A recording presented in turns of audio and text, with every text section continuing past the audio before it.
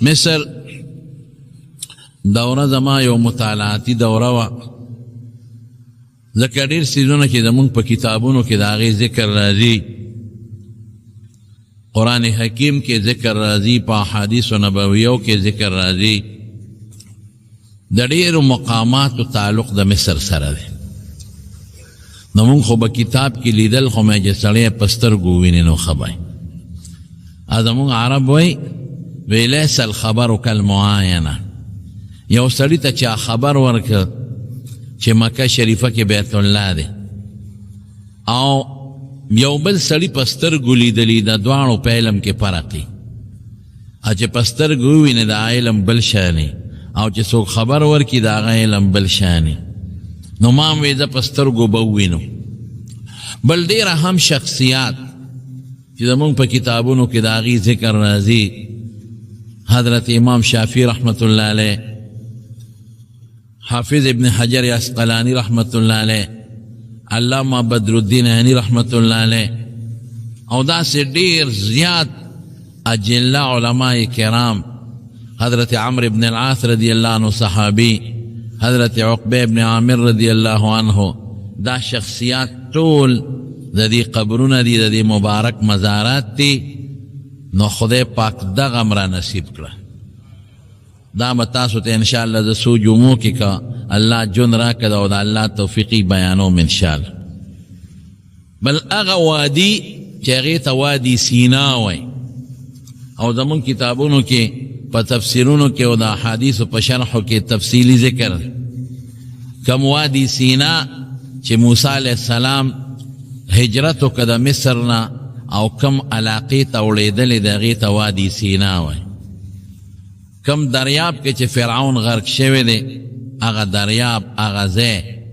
او چې کم ځای بیا موسی علیه السلام وړېدلی دی، او یو کاڼي لی د الله په حکم غزار ورکړی او د هغې نه چینې راوتې، هغه ځای نه، دا ټول په وادي سینا کې دی. 40 کاله بني اسرائیلو د حیرانتیا زندگی په وادي سینا کې تیره کړې، هغې ته به من او سلوا راتلل. په دغه وادي سینا کې حضرت هارون علیه السلام دفن دی، حضرت صالح علیه السلام دفن دی، او وادي سینا هغه علاقه ده چې خدای پاک موسی علیه السلام له پکې تورات هم ورکړی دی، او رسول الله موسی علیه السلام 40 ورځې پکې اعتکاف هم کړی دی. او وادي سینا هغه علاقه ده چې الله پاک مخامخ د موسی علیه السلام سره پکې خبرې هم کړی دی. نورم په هغې کې ډېر عجیبه واقعات او حالات چې کوم مخکې تیر شوي دی، هغه په سترګو الحمدلله را نصیب کړل. نو دا ټول به درته بیانو، خو نن درته صرف یو خبره کوم چې هغه ځای ته چې کوم ځای موسی علیه السلام ته خدای پاک پیغمبري ورکړې وه، خبرې ورسره کړې وې، یو. او دویم هغه ځای چې موسی علیه السلام الله پاک له تللی و، 40 ورځې اعتکاف یا چله کړې ده، او الله تورات ورکړی دی، او پکې هارون علیه السلام دفن دی، بني اسرائیل پکې اوسېدلی دی. نن درته دقه الله داسې یو توفیق راکړه، دا ځای نه راته خدای پاک وښود. نو نن د هغې متعلق بیان درته کوم. موسی علیه السلام تاسو ته پته ده، او بلکې زه به یې درته بیانوم، خو بله جمعه کې انشاءالله. د فرعون په محل کې 13 کاله زندگی تیره کړه فرعون سره، او فرعون داسې وساته لکه د خپلو بچو،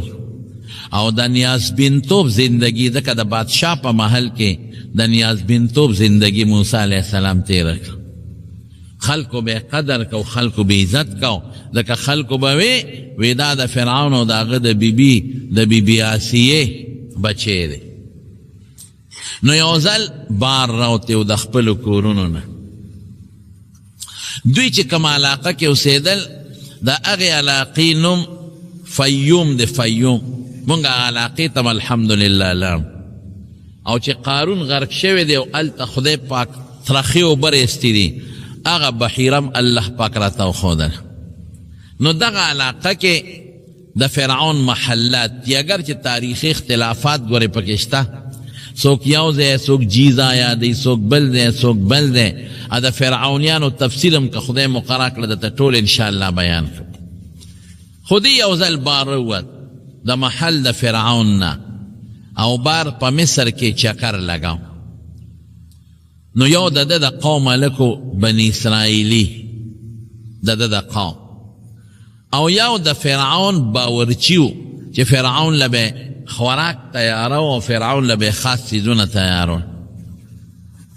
نو دی د فرعون قوم د موسی علیہ السلام په قوم په بنی اسرائیل به خدمتونه کول او ډیر خراب خدمتونه به په کول پټی به په سنبالول او بخور به په کولې ګوډونه د مزدورۍ د دیانه کارونه به په مفت او خیراتی پارزانو پیسو کول او لختی به په صفا کول او کم کار چې مونږ دلته د چوړیانو نافلو ټټۍ صفا کول دا کمزور او خسیس کارونه به په دوی کول د ظلم انتها د ظالم بنی اسرائیل سره کړي نو د فرعون چې دا کم باورچیو او د خوراک انتظام به کاو د یو ګیډې د خشاک واغشته او د موسی علیہ السلام د قوم سړي بنی اسرائیلی ته وی دا یوسه ګیډې درونو هغې غریب نه شوړی دی کې موسی علیہ السلام راغی نو دی بنی اسرائیلی ته خو پته وه چې دا خو د فرعون محل کې لوی دی د ماشوم لوی کړی دی خو دا خو زمونږ د قوم ملک دی نو آواز یې ورکه وی موسی راشه دا سړی په ما ظلم کوي دومره غټ ګیډې په موړي دا زه کم دی اوچتولی شم وړی شم نو موسی علیہ السلام راغی خو دا داسې ځای دی اوس چې یو دش میدان دی یو موسی علیہ السلام دی یو دغه د بنی اسرائیل هلک دی دا باورچی او یو دغه د یو د فرعون دا باورچی دی یو د بنی اسرائیلو دا هلک درې کسان وی راشه دا مال سره یوسه هغه نشوړی موسی علیہ السلام راغی تکرار شروع شه لکه ظلم پې مه کوه نه څه کې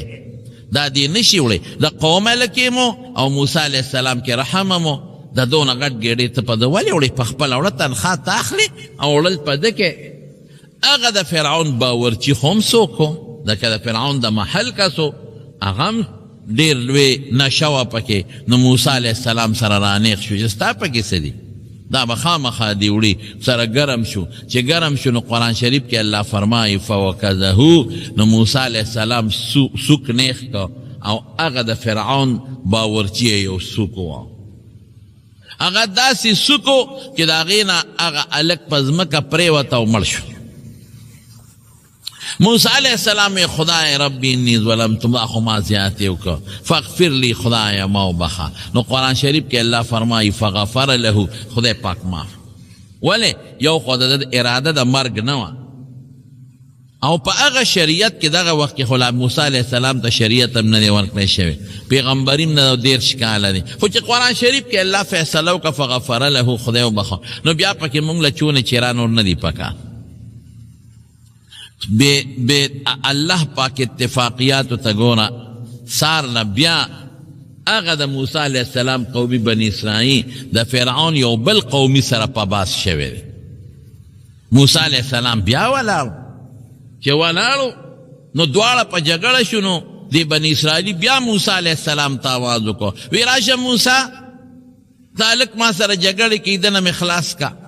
اغا خمونتی واپختانوی ماموتا بیا دی موتا هغه خو یې راشه پرون یې راله یو بېغمه کړی دی نن به دام یو څوکو وی ځای ته بیا ورسه بس موسی علیہ السلام پوه شو چې دا روانې د دې بني اسرائیلي دی زما د دې قومي دی پرون یو سره جګړه نن بل سره جګړه نو موسی علیہ السلام هغه ته نصیحت شروع کړه هلکه وی دا ته څه کې جګړې دې جوړې کړي دي کله یو سره کله بل سره او ګواښ یې ورپسې هسې وکړه وایې نه پوه شو چې پرون خو یو بېغمه کړی دی اوس خو کې ماله څوک راکه همام زوړ قندار ته رسی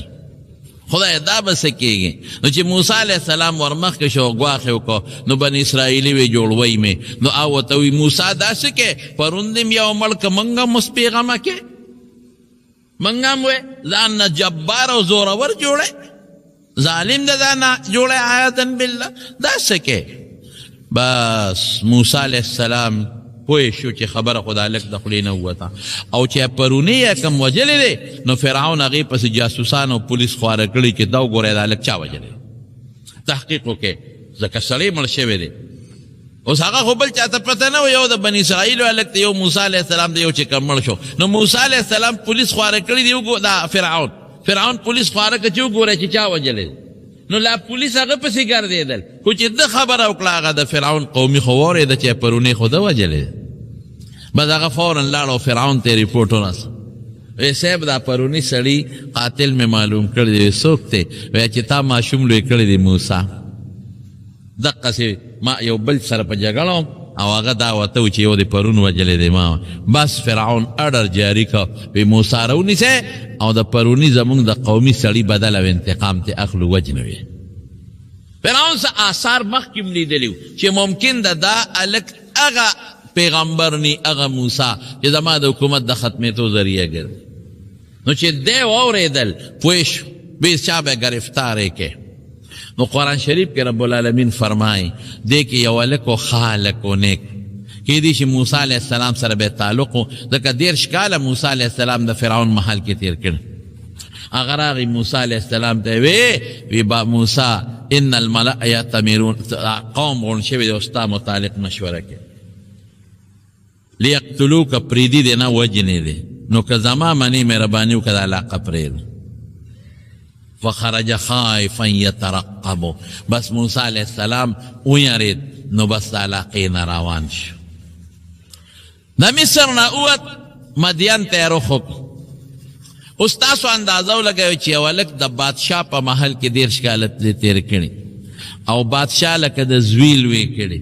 پخپله رستو راځي الم نربک فینا ولیدا، تا مونږ سره ماشوم مونږ نه لوی کړي. رستو ورته فرعون وایي ماشوم یې لوی کړی دی، به څونه نیازبیني، به څونه نازک بدني. او بیا فرعون ورته زوی ویلی دي، او بیا فرعون هغه کس و چې هغه وی انا ربکم الاعلی، چې د ستاسو لوی خدای ما. نو گویا کې عیاذا بالله د دغې خلکو د خدای زوی و، تونه به قدر و، خو چې دی واورېدل نو روان شو. 3 لارې مدین ته تللی دي، نو د هغه مشهورې 2 لارې پرېښودې او د منځ یو غیر مشهوره لار به په هغې مدین ته روان شو. ده ته پته وکړه په دې مشهورو لارو ځم نو څوک مې راونه نیسي، د بادشاه پولیس والا او فوج والا مې راګیر نه کي، نو د منځ په لار روان شو. نو الله پاک د یو فرشتې په ذریعه د ده مدد وکړو. څوک وایي دا فرشته حضرت جبریل علیه السلام او څوک وایي بله فرشته وه، نو هغه به ورته لاره ښوله د یو انسان په شکل کې ورسره ملګری شو. په لاره به یې څه خوړل؟ د ونو پاڼې به یې خوړلې او دا سبزیانې په لاره چې کمې کېږي سبزیانې او ګیاګانې په دې به یې ګزاره کوله. او مصر ته روان مدین ته روان شو. د مدین او د مصر په منځ کې ډېره زیاته فاصله. مدین د تبوک سره چې کم په مدینه منوره کې دی تبوک سره نږدې، بلکې د تبوک نه لرې دی مدین. د بحر قلزم په غاړه یو لوی علاقه ده او دا علاقه د شعیب علیه السلام قوم دی. د شعیب علیه السلام قوم چې کم دی اوسېده هغې ته البدع وایي نن سبا. هلته پاتې کېده او دا ښار چې چا جوړ کړی مدین د هغه نوم دا د ابراهیم علیه السلام زوی ابراهیم ابن مدین، هغه جوړ شوی کړی د هغه په نوم مشهور او دغه ځای کې مشري او مذهبي مشري د یو پیغمبر و چې هغه ته به حضرت شعیب علیه السلام وی. تقریبا د مصر نه مدین ته د 8 ورځو سفر دی. 8 ورځې د پیاده غریب سفر وکړه چې په کم تکلیف پې کړي، ځکه لار کې باران راځي، زول راځي، ګرمي راځي، شپه راځي، چې دې عجز به په کم تکلیف تلی. خو د 8 ورځو په سفر دې مدین ته ورسېد.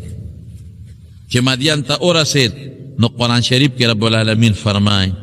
الله یو ځای فرمای فلبث سنین فی اهل مدین ثم جئت على قدر یا موسی. او بل دی الله فرمای فلما وجدت القاء مدین قال عسى ربي ان يهديني سواء السبيل. چې روان شو ګوره لا پیغمبر نه دی خوړه کې څه پراته دي. فلما توجه تلقاء مدين چې کله توجه کړو روان شو قال عسى ربي ان يهديني سواء السبيل. او الله نه امید لرم چې خدای براته نیغه لاره برابر کړي. الله باندې باور چې کې الله خو دې مدد کوي نو فرشته راله ورسره ملګرې شوه د لار او فرعون پولیس خواره کړل وي دا هلک به چېرته بل خو تیشا به راوینیسې نو هغې په مشهورو لارو خواره شو دی په غیر مشهور لار لاړ د هغې نه خدای پاک بچ کړ نو چې هلته لاړل فلما ورد ماء مدینه وجد علیه امة من الناس یسقون چې هلته یو ځای ته ورسېد ګرمي د دې غریب شوي وی وسورې او یو پیو خلکو ته اوبه راایستلې نو دې هلته یو ځای کې یو اونې ته ډډه وواله خلکو ګړې چیلې اوښان روستي دي هغه سیرابی او یو لوی کوي دي د په هغې بورقه لګېدلې ده او دومره غټه بورقه ده چې 10 کسان په یو ځل تاوی نو اوبه پرې راوځي یو کس 2 کس هغه بورقه نشي رایستې 10 کسه ګرګړې تاوی څوک پړې راکاږي څوک ګرګړې راکاږي نو غټه بورقه دا به دوی د څاروي سرمن ګنډلې وه د هغې نه به یې بورقه جوړه کړه اکثر به یې د اوښ سرمن ګنډلې وه نو بورقه به یې ترې جوړه کړې وه نو بورقه خلق ورسته په 10 کسانو په خپله یې مبسکل او څاروي م سیرابون موسی علیه السلام سور یخ د ګوري وته نو ومن دونهم امرأتان تزودان چې موسی علیه السلام وکتل نو 2 جینکې دي اوس هغې خپلې ګړې چیلې په چوکو منې کوي نه پرېږدي اوبو ته او خلک لګیا دي څاروي سیرابی یو حوض د هغې ته اوبه راچي یو د هغې حوض د کوي په غاړو په خوا هم داسې دا اسپې مسپې چې به خلکو سیرابولې په دې لاره کویانو زما یاد شي نه هغه خور غوندې شی به وایي کې به اوبه راچول نو خلکو پې اسپې سي ابه غټ غټ حوضونه ډک به کړل نو څاروو به پې وبسکل نو 2 جینکې د هغوی خپلې ګډې چیلې د اوبو ته نه پرېږدي نو موسی علیه السلام د هغه جینکو نه تپوس وکړو وی تاسو ولې دا ګډه چیلې نوبه کوئ وی دا موږ د سړو سره یو ځای نوبه کوو حیا وه په هغې کې دا خو پردي هلکان دي او پردي سړي دي نو که دوی لاړل نو د هغې نه پس به موږ خپلې ګډې چیلې سیرابه بس موسی علیه السلام خو پیش چې دا خو حیاناکې دي او نیکانې جینکې دي نو هغې چې ظالمان تلل نو په حوض کې لږې غوندې اوبه پرېښودې او باقي د هغه کوي سر یې واغېسته مضبوط سر و په 100 کسان یې اوچت که او په کوي د پاسه کېښود مطلب به دا و چې د کوي نه موږ اوبه څکو چې دا خرابې نه شي او د جینکو له یې لږې غوندې پرېښودې خلک لاړل موسی علیه السلام راغی هغه جینکو ته یې ودرېږه زه درته اوبه راوباسم ته به څنګه راوباسې نو هغه کم سر چې په ګڼو شمیرو کسانو به اوچتېده موسی علیه السلام کې خو پیغمبري طاقت و هغې لاسونه ورړوم که لا سر یې لرې او کومه بورقه چې 10 کسه راوباسي په یوازې موسی علیه السلام هغه بورقه راویسته او جینکو ته یې حوض ډک جینکې حیرانې شوې خدای دا څنګه هلک دی دومره پهلواني او دومره طاقت د 10 کسو کار په خپل یو سر چیلې اوبه کړلې او دی راغی او د اونې لاندې خورو ته ډډه وواله سر ته یې لاس لاندې کو څه وایي رب انی لما انزلت الی من خیر فقیر خدای زه تا ته ډېر محتاج یم خدای ته خو خیر نازلې او هر چا ته یې نازلې خو پروردګاره دې وخت کې زه ډېر محتاج یم ګوره خپل رب ته یې لاس اوچت کړ اتر ورځې غریب پیاده مزلې کړي ستړی او د خپو مزلې کړي دي څه وړه خبره نه ده او عمر 30 کاله ښه نوجواني ده رب انی لما انزلت الی من خیر فقیر خدای زه ستا خیر ته ډېر محتاج یم الله زما مدد ډڼی واله غریب د ونې سوري لاندې په خاورو نه بړسته نشته نه تولی شته ځکه په لاره غریب راوتی نه باله شته چې څومره په تکلیف په دی جز دا لاره تېره کړي او دغه ځای کې به د غریب څه تمه وه ځکه فرعون خو ډېر ظالم و دا فراعنه چې څومره ظالمان تېر شوي دي انشاءالله یو جمعه د دوی ټوله قصه درته کوم ما ډېر عجیبه حالات ولیدل د دې ظالمانو فراعنه او دوی چې کوم ځان له محلات جوړ کړي او ځان له غټې غټې احرامات او مقبرې جوړې کړي هغې ته م زه وردن نشم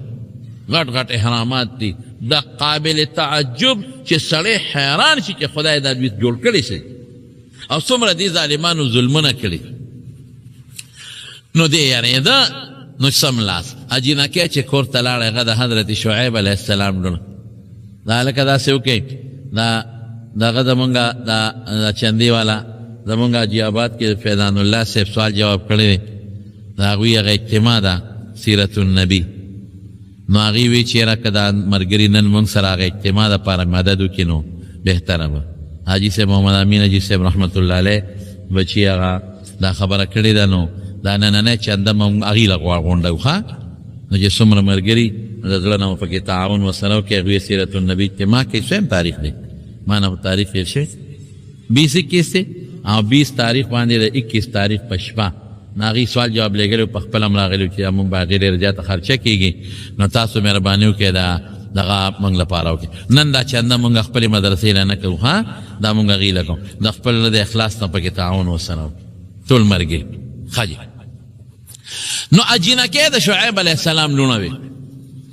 هغې لاړې پلار ته الوې بابا یو هلک دی خو ډېر غریب کمزورې مسافر معلومیږي خدای چې د کم ځای دی بې کسه بې سوکه او بابا دقسې مونږ له اوبه راوویستې یو کس باندې بورقه راوویسته او حوض یې راته ډک که نو بابا ډېر خالق دی شعیب علیه السلام خو پیغمبر و د هغه زړه څه واخېستل نو د یوې جینۍ چې چا صفت ته موسی علیه السلام کړی و هغې ته یې وایي وایي زه بچې لاړ شه راوال کم از کم چې نور څه نی نو چې دا کوم اوبې دله راوویستې دې غریب به محتاج وي د ډوډۍ به ورسره سینې څه پیسې خو به ورکړو بیا موسی علیه السلام په خاورو غریب پروت دی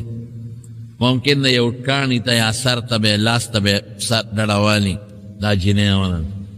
او موسی علیه السلام ته وایي ان ابي یدعوکه بابا مې تا غواړي ولې تا غواړي چې تا کما موږ له اوبه راوویستې چې د هغې مزدوري دله درکړي پیسې دله درکړي هغه دې غواړي نو موسی علیه السلام د مزدورۍ په تمه نه خو د هغه هم دا خیال و چې ما ته م یو ټیکانه خو میلو شي ګن نو ورسره روان شو نو چې روان شو نو دا خو جینۍ وه کشره وه نو موسی علیه السلام دې جینۍ ته ویې ته ما نه وروسته شي ما ته ځکه چې په لاره تله نو دې باد به د هغې پنسې لقولې نو موسی علیه السلام ته یې د لاسونو خپې ښکارېده وی ته ما نه رستو شه او د رستو نه ما ته الوایه چې ښي طرف ته تاو شي یا ګس طرف ته تاو شي جینۍ خو نورم چې سړی خو طاقتمنم دی او سړی خو ډېر زیات نیکم دی ځکه دې د ځان نه رستو کړم نو موسی علیه السلام مخکې د جینۍ شاته د اوازونه ورکوي چې داسې تاو شه داسې نو شعیب علیه السلام ته بوته نو قرآن شریف کې رب العالمین فرمایي شعیب علیه السلام ته تپوس وکړه پیغمبر د موسی علیه السلام نه څوک بچې د کم ځای نه راغل دلته څه کې هغه ټوله قصه ورته وکړه د اول نه اخره کو مکمل دقه چل مې کړی دی او زه اوس راغلی نو شعیب علیه السلام ورته بېغمه اوسه نجوت من القوم الظالمین د هغوی نه خدای بچ کړی دلته د فرعون نه حکومت شته او نه دلته را رسېدی شي دا بل حکومت که تا پسې خبر هم شي نو تا پسې دلته نشي راتلی هېڅ فکر چې ونه کړي مطمئن یې کړي هغه پوه شو شعیب علیه السلام چې دا لږ کمې قصې ماته وکړې اول نه اخره پورې ټوله قصه یې ورته وکړه دغسې فرعون او بني اسرائیل او شعیب علیه السلام ته خو پته وه او دغسې زموږ صندوق کې غورځولی یم د هغې محل ته بیا تللی یم هغوی لوی کړم دا ټولې قصې ورته ذکر دا تاریخ نه خلک خپل خبرېږي خلک الوی قومیان ورته الوی هر څه نه خبر او دغسې چل مې وکړه وی بېغمه اوس بس تا ته څوک نقصان نشي رسول نو بیا ورته شعیب علیه السلام وی بچې یو کار نه کې ما سره که دې خدمت وکړو ما سره دې کار وکړو او ما سره دې ځان حساب کو او دې تړه زما دا ګډې چیلۍ دا دې مراله وسرول 8 کاله نو زه به تاله دې دوو لوڼو کې یو لور درکړم او دی ولې ورته ووې ځکه هغه کومې جینۍ چې ورپسې تلې وه نو هغه بابا ته شعیب علیه السلام ته یا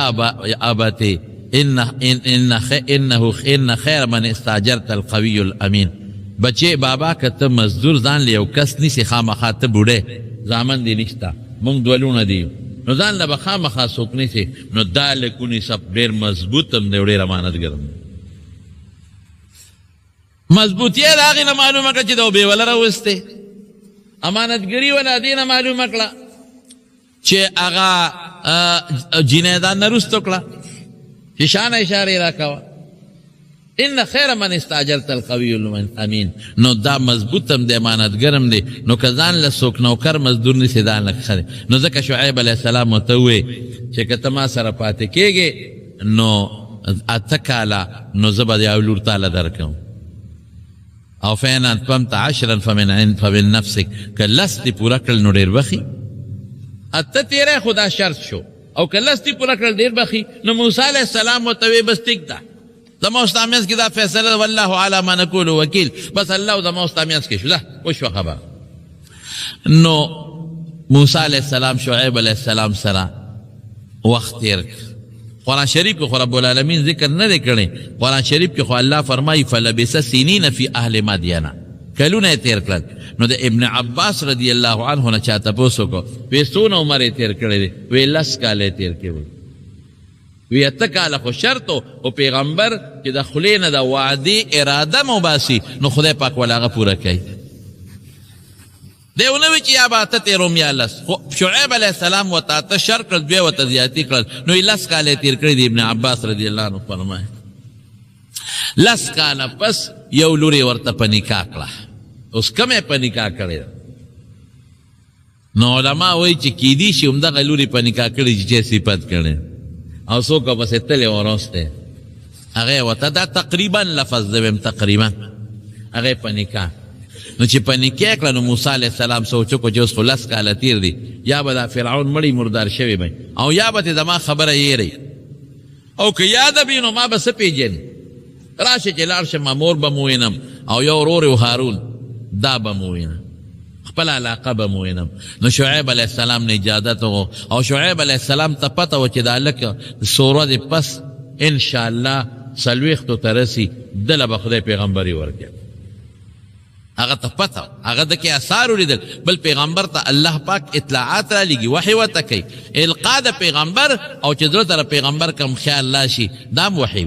او پیغمبر وی ښځه بچې دا ښځه د بوزوزه لاړ شه مصر ته لاړ شه چکر ولګاو مور ورور به مو وینې علاقه به مو وینې الله به دې مدد کوي نو څه ګډه چیلی وله ورکړې دا وان او یو کونټی ورته وی بچې ورشه دننه کونټی پرتې دي یو کونټی م راواله چې دا ګډه چیلی پې سره کونټی ډېر ضرور شي یاره اوس به راته ویم د کونټی پیدا ما په دې سفر کې ولیده کوهي تور ته چې ختم خدایه مې شکر دی چې دا کونټی مې لاس کې راغېږدی نو را روان شو نو چې کونټی له ورغې کونټی راواغېشته نو شعیب علیه السلام ورته بچې دا کې د بله راواله نو لاړ هغې کېښوده نو چې بله یې راواغېشته کوټه وه راوړه همغه بیا ګوتو کې پرته وی بچې دا کې ده که نه وی ما خو بله راواغېشته وی نه همغه دې راغېشتې ده نه یې بیا کېښوده نو کونټی څو به پرتې وې نو چې لاس یې کړې او بله یې راوویسته چې وی بیا همغه ده نو چې څو ځله اقه په لاس ورتله نو شعیب علیه السلام پوه شو وی ښځه بچې دا خو هغه کونټی ده چې آدم علیه السلام د جنت نه راته ځان سره 10 څیزونه راوړي یو پکې دام ده زه دا دې په قسمت او ستا له خدای درکوي دا ځان سره روان کونټی ځان سره راواغېشت را روان شو د بحر قلزم په غاړه نو چې دا کوم ځای کوهي تور دی دې ځای له راورسېد نو په بارانم شو سیلیم شو طوفانم شو او یو دی یوې بیبي ده او ګډه چیلی دی ورسره او اتفاق ده چې دغه وختي بیبي ته د ماشوم د پیدا کېدو دردم شروع شو ځکه وختي تاسو ته ما تقریبا خبره وه درد شروع شو نو چې بیبیم ناجوړه ده سفرم دی څوک شتم نه شپم ده او باد او باران او زیلی او سیلی او زول او ټول غرونه دی علاقه مولیده نو دی غریب ته لږه پریشانی پیدا شو نو قرآن شریف کې رب العالمین فرمایي چې د هغه ځای نه الله پاک دته یو دغه وښو یو اور یې ولید د لرې ځای نه هل اتاک حدیث موسی اذ رأى نارا اور یې ولید فقال لأهلهم قسو إني آنست نارا بی توی دلتا لک درنگ تیر کا صبر کا ما اور لید لعلی آتیکم منها بقبس او اجدو علی النار هدان دا اور میولید نو زما دکا دغا معشوموالی دا پیدا کېدش وقت کې دو خزنانت دا گرم ضرورتی نو زما یو چونٹے تی روڑم یو او یا څوک اور چې بلیږي خو انساني بغیر د انسان نه خور نه بلیږي نو هلته به څوک انساني نو زه ستا مدد به وکړي څه معلومات زنانه د دایي چې څه ضرورتي نو د هغې لازم نو ښځې ورته ویې ګورې دا علاقه هغې ته خو جینۍ ته پته وه داغه علاقه و تقریبا مزل خوشتا وته وی دې علاقه کې ګوري ماران ډیر زیات دي دا کونټه ځان سره یو او سپلای دی پخپو کونټه والا ماران ډیر او سپلای دی پخپو کا ماران ډیر وی ښا نو بی پرې خو دا لا هغه زیل دغه ځای تقریبا د دې لاندې ځمکې نه چې کوم ځای کې موسی علیه السلام ولیده یاره 2 کیلومیټر اوچت دی 1800 گز یادی تقریبا 1860 میټر یادی 1860 میټر 2 کیلومیټر زو الحمدلله غده ته ورلو نو مخکې دې ته پاوړی وي زاړه مورخین لیکي زمونږ د علاقې د پاکستان بعضې علما هم تللي دي هغوی وي په پوړو مونږ وروختو اوس پوړی نشته دی اوس هغه روډ یې داسې جوړ کړی دی مونږ یو طرف نه موټر کې لاړو بیا پیاده رالو روډ یې داسې جوړ کړی چې چړۍ یې کمه کړې ده ځکه چې اوږده چړۍ وي نو چړۍ لږه کمه خو خیر کتاب لیکي تاریخ چې د دغه لاندې دی نه 2 کیلومیټره اوچت وځي مونږ لاړو الحمدلله چې هلته کې موسی علیه السلام ورورسېدو د خو وی اور دی چې وی کتل چې خدایا اور خو په اونه د پاسه بلیږي اونه باندې اور سکے او بل اور چې بلیږي نو لاندې خامه خیری غورځېږي پاڼې سوځي لرګي سوځي که په اور اونه باندې مو لګي نو لاندې د هغې نه ایرې را رواني لاندې د هغې نه پاڼې سوځي څانګه سوځي را رواني نو نه لاندې پاڼې غورځېږي نیره غورځېږي نه پاڼه سوځي کتل اور چې سوځېږي او غټه اونه باندې اور بلیږي نو هغه ګرمي وي ګرمي هم نشته خدای پاکه تعجب کې پرېوت موسی علیه السلام دا څنګه اور د حرارت ګرمي نشته نه ایره راځي نه پاڼه غورځېږي او نه اونه سوځي او اورم ناشنا غوندې اور دی د دنیا اور نه دی بل شان اور دی نو د بیا هم غریب ته خو بیبي نه جوړه ده نو داسې لرګي شونټی مونټی څه جارو مارو جوړه کړله څه ورته وي د لاس کې د ډکو مکو څه شی یې راغونډ کړه او هغه زه چې دې ته به اور بل کړم نو بیبي له به څه سکاره جوړ کړم نه یو بس نو چې د څنګه هغه اور ته هغه دغه نږدې کړه هغه شوړه نو اور بره شو چې اور ته نور اوچتی نور بره کېږي خدای پاکه دا څنګه چل دی اور خو ښکته ځي او بره ځي اورم نه دی ما ته ظاهر کې اور ښکاري اور نه دی بل څه اندازه ده دا خو نه بلول کوي نه سوځول کوي نه ویلې کول کوي نه پکې ګرمي شته او دا خو د دې نه لرې کېږي پورته کېږي نو الله پاک فرمایي قرآن شریف کې الله فرمایي فلما اتاها نودي ان يا موسى اني انا ربك فاخلع عليك موسی اور نیمه دستاره ویمه دا پڼې دی وباسه انک بالواد المقدس توا ته څه په عام ځای خو نه ولاړ الله اکبر ته په هغه وادي باندې ولاړ چې هغه توای نوم دی او ډېره مقدس او پاک علاقه ده الله چې چا سره ملاقات کوي نو په کوم ځای کې به کوي اوهو تا سره یو بادشاه ملاقات کوي یا ته تا غواړې خپل ملاقات له یو بادشاه نو په ډیران به سره ملاقات کوي په لاره کوڅه کې به در سره ملاقات کوي بادشاه به هغه ځای کې در سره ملاقات کوي چې د هغه بادشاه د ناستې قابل وي الله پاک دغه د موسی علیه السلام سره ملاقات کوو نو په داسې ځای کې کړی چې د موسی الله پاک ناسته موږ نشو ویلی د الله صفاتو کې موږ خبرې نشو کولی د الله صفت زموږ د طالبان پوهېږي کیف او زه ورسره کونه هم ملګرې کوم کیف کونه دواړه موږ ته نه دي معلوم حقیقت او حال موږ ته نه دی معلوم خپل شان لایقه سره دغه التا د موسی علیه السلام سره خبرې کوي نو چې کوم ځای الله د موسی علیه السلام د خبرو دپاره منتخب کو نو به عام ځای وي څه ځکه الله وایي انک بالواد المقدس ته په داسې وادي کې چې مقدس او پاک ځای او ته وایې نوم دی او بل ځای کې رب العالمین بل ځای کې فرمایي دلته کې ورته وادي مقدس وي چې مقدس دی او بل ځای کې البقعة المبارکه الله اکبر نو موږ هلته یو جومات کې لمونځ کوو هلته لاندې ما سره انیس احمد مو زما دا زوی دی را سره مو او ما سره زما د ماما زوی ریدار شاه حاجي ریدار شاه صاحب هم را سره ملګري او یو را سره د پنجاب یو هلک چې هغه هلته په جامع ازهر کې سبق وي هغه را سره ملګری شوی ډېر خالق و حافظ محمد طاهر یاره هغه را سره ډېره قرباني وکړه الله دې کامیاب کړي رب العالمین دې خوشحاله څلور کسان. نو مونږ هلته یو جومات کې د ماسخوتن مونځ کوو، ماسخوتن له ور ورسېدو. نو چې مونځ هم کوو نو ما دته ویل انیس احمد ته مې بچې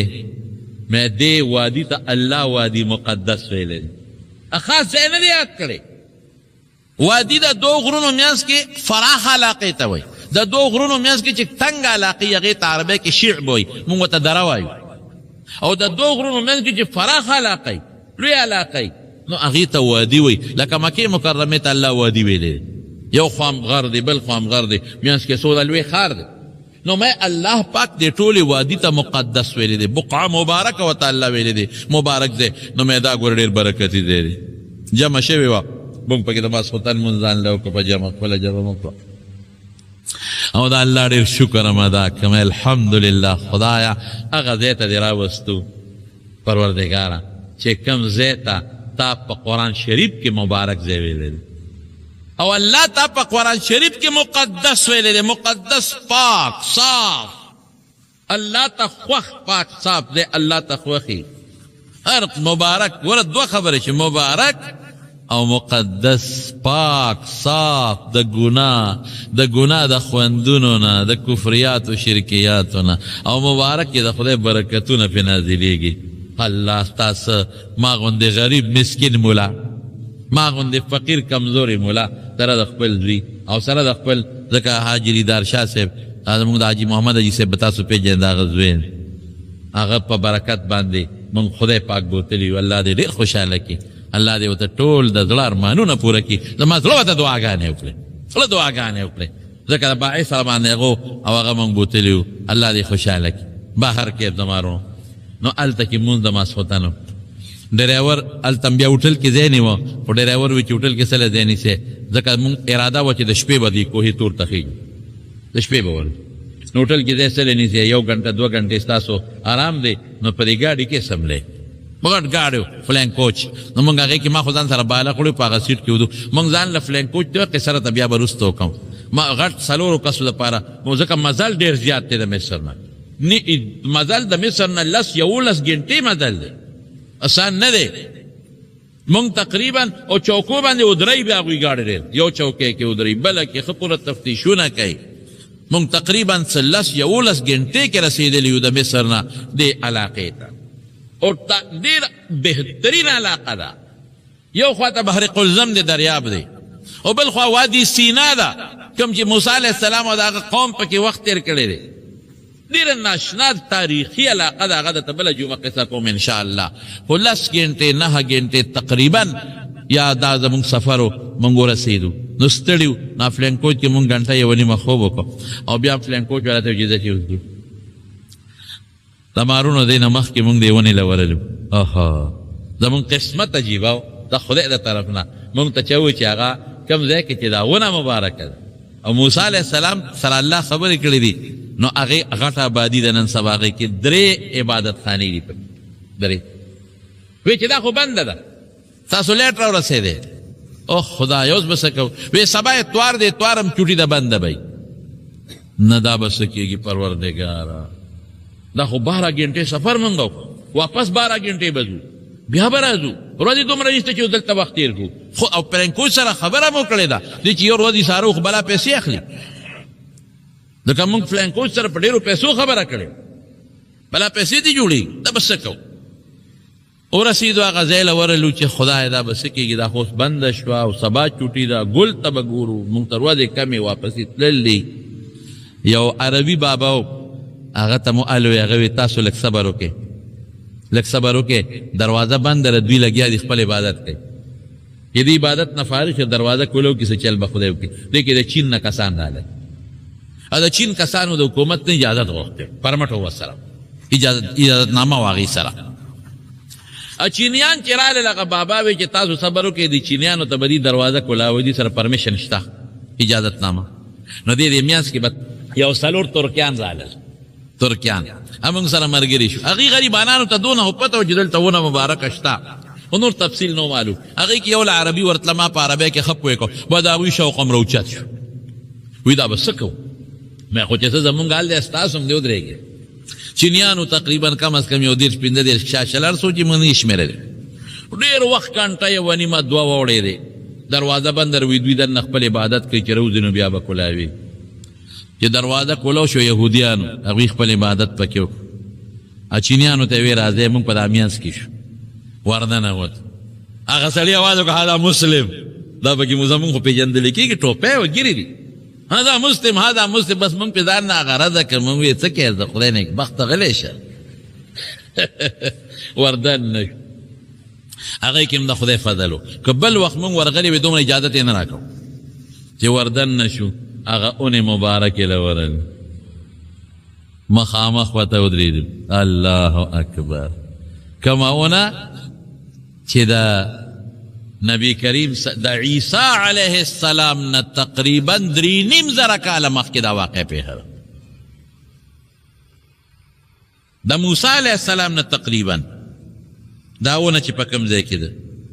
نو چې د موسی علیه السلام نه 3000 جی اوس نه 3.5 زره جوړېږي بخاد بیا صحیح ده د اوس نه 3.5 زره او بالکل بالکل د اوس نه 3.5 زره موسی علیه السلام څخه رشاده کې خبرې شوې دي د اوس نه 3.5 زره کاله مخکې زړه ونه ده 3500 سال د اوس نه اوسه پورې هغه ونه شته اوسه پورې شته او داسې د کیکر په شان ونه ده هغې د اردو والا ببول قسم وایي خو د کیکر په شان یو خاص بوټ ونه ده څه داسې پاڼې داسې څانګې غوندې دي لکه د رامبیل چامبیل په شان څانګې ځوړندې دي رامبیل چامبیل په شان نری نری څانګې اورېداندې دي او پاڼې داسې ده لکه د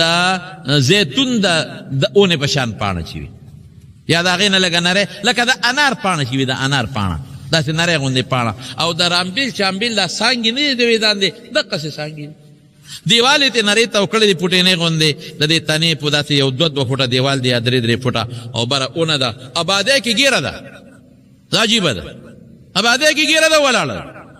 نه پې نور لګي ابادۍ کې ګیره ده یعنی بعد دغه ځای خو اسمان ته خالي دی چې کوم ځای کې دا ونه ده یو برانډه غوندې ده یو خوا مبادي ده او داسې برانډه غوندې ګلی غوندې ده ګلی کې یو خوا مبادي ده بل خوا او یو خوا ګلی شانتې ده داسې یو چبوتره ده په هغې ده ونه ولاړه 3.5 زره کاله وشو ونه ولاړه خلک وایي هلکه دا ونه پاڼه نه غورځوي نه غورځوي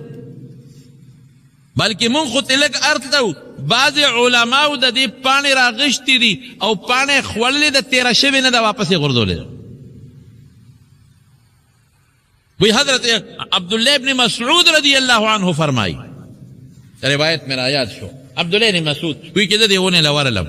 د دې ونې نه ما پاڼه راوشو کوله او خولې ته مې کړه ما تېره نه کړې شوه واپس مې کړه داسې عجیبه ونه 3.5 زره کاله ولاړه هلکه دا ونه څنګه نه دوړېږي الله اکبر په کومه ونه چې د الله تجلي وي هغه د چا پلار ختمه کړي او بلکې ډېر عجیبه ده ډېر عجیبه ما ځان سره یو کاڼ م راوړل هلته یو قسم کاڼې میلاویږي چې په هغه کاڼي کې د هغه اونې نقشه پرته ده په کاڼي او ډېره ناشنا دا ده چې کاڼې دې په میانځ مات کو نو یو طرف باندې بیا د اونې نقشه ده بل ته بیا د اونې نقشه ده او چې په دا منځ بیا مات کو خو چې څومره کاڼې ماتې نو د اونې نقشې پکې نه ختمې هماغه ونه دا یو مخصوص قسم د دغې غر کاڼی پته نشته چې دغه ځای سره څه چل شوی دی خو د دغې غر کاڼی که کاڼی د 50 ځایه مات که 50 ځایه نو چې کومه ډکری جدا کېږي هغې کې د اونې تصویر پروت دی یاره ما وی خدایا څه سلوې ذات الله موسی علیه السلام له خو تکلیف دی فضل څونه دی الله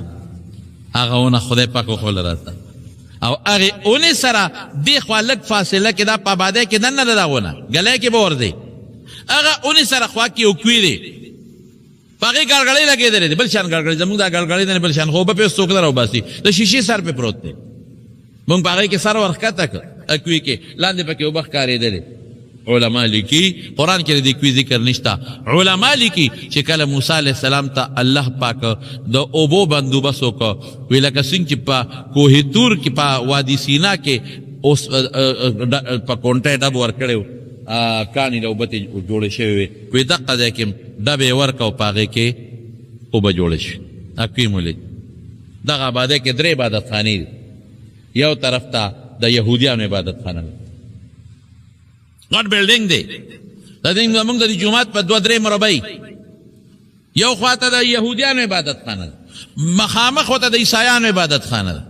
او د دواړو د پاسه د مسلمانانو جومات دی 3 عبادت خانې مسلمانان دی خپل جومات کې عبادت کوي یهودیان دی هغه خپل ځای کې عبادت کوي عیسایان خپل ځای کې عبادت کوي بلکې دا د یهودیانو حج دی حج د حج ځای دی څنګه موږ بیت الله شریف ته حج دپاره ځو نو یهودیانو خاص سیزن دی په هغه سیزن په زرګونو یهودیان راځي او دې عبادت خانې ته رادننه کېږي ولته د هغې خپل یو عبادت او حج کې دعاګانې مو غوښتې خپلو دوستانو له یارانو له او خپلو مقتدیانو له ها زما خو مقتدیان یې ځکه دا مبارک ځای دی الله دې قبولي څومره چې خدای مونږ سره څوک محبت کوي مینه کوي تاسو ټول مونږ سره مینه کوي محبت کوي ځکه بیان له راځي ټولو له دعاګانې وغوښته مې انشاءالله چې دا به خدای قبلوي که خیر انشاءالله یقین مې دی ځکه دا ځای کم ځای دی دا کم مبارک او برکتي ځای دی او پاک چې کم ځای کې رب العالمین خپله تجلي کړې ده موسی علیه السلام ته نو ډېر یاره زما د په خدای قسم جومات کې ناست دی مخ خو مې قبلې ته نه تاسو طرف و جومات کې ناست یم په خدای باور وکړئ یو کیفیت مې محسوسه و بس دا وینا نه دی او تلې ته کوم ځای شو ما دې بچي ته مې بچې څنګه کوو ته تلو چل نه راته چې څنګه دې وځو یو کیفیت د زړه یو سکون یو اطمینان یو خوشحالي یو سرور نشم ویلی تاسو ته هغه دا وینا نه دی وجداني کیفیت دې په خولې نشم باور یو حال پیش خدای پاک سړی محسوسوي چې دا څه ممتاز دی دی سړی محسوسوي چې د امتیازي ځای دی سړی محسوسوي چې دی کې څه چل شته څه برکت پکې شته دا انسان زړه محسوسوي بھائی دا خولې د وینا خبره نه بار راووتو دا خو هغه ځای دی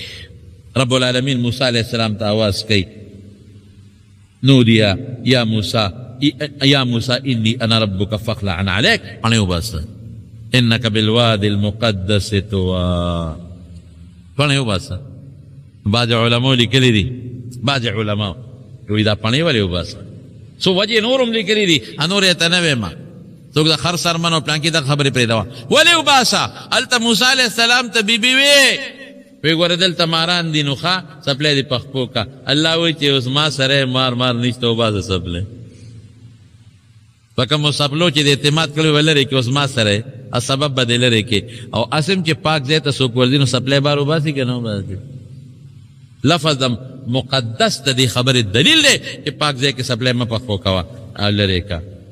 او بیا ورته رب العالمین نو چې دی ورته ووی نو رب العالمین انی انا الله الله اکبر انی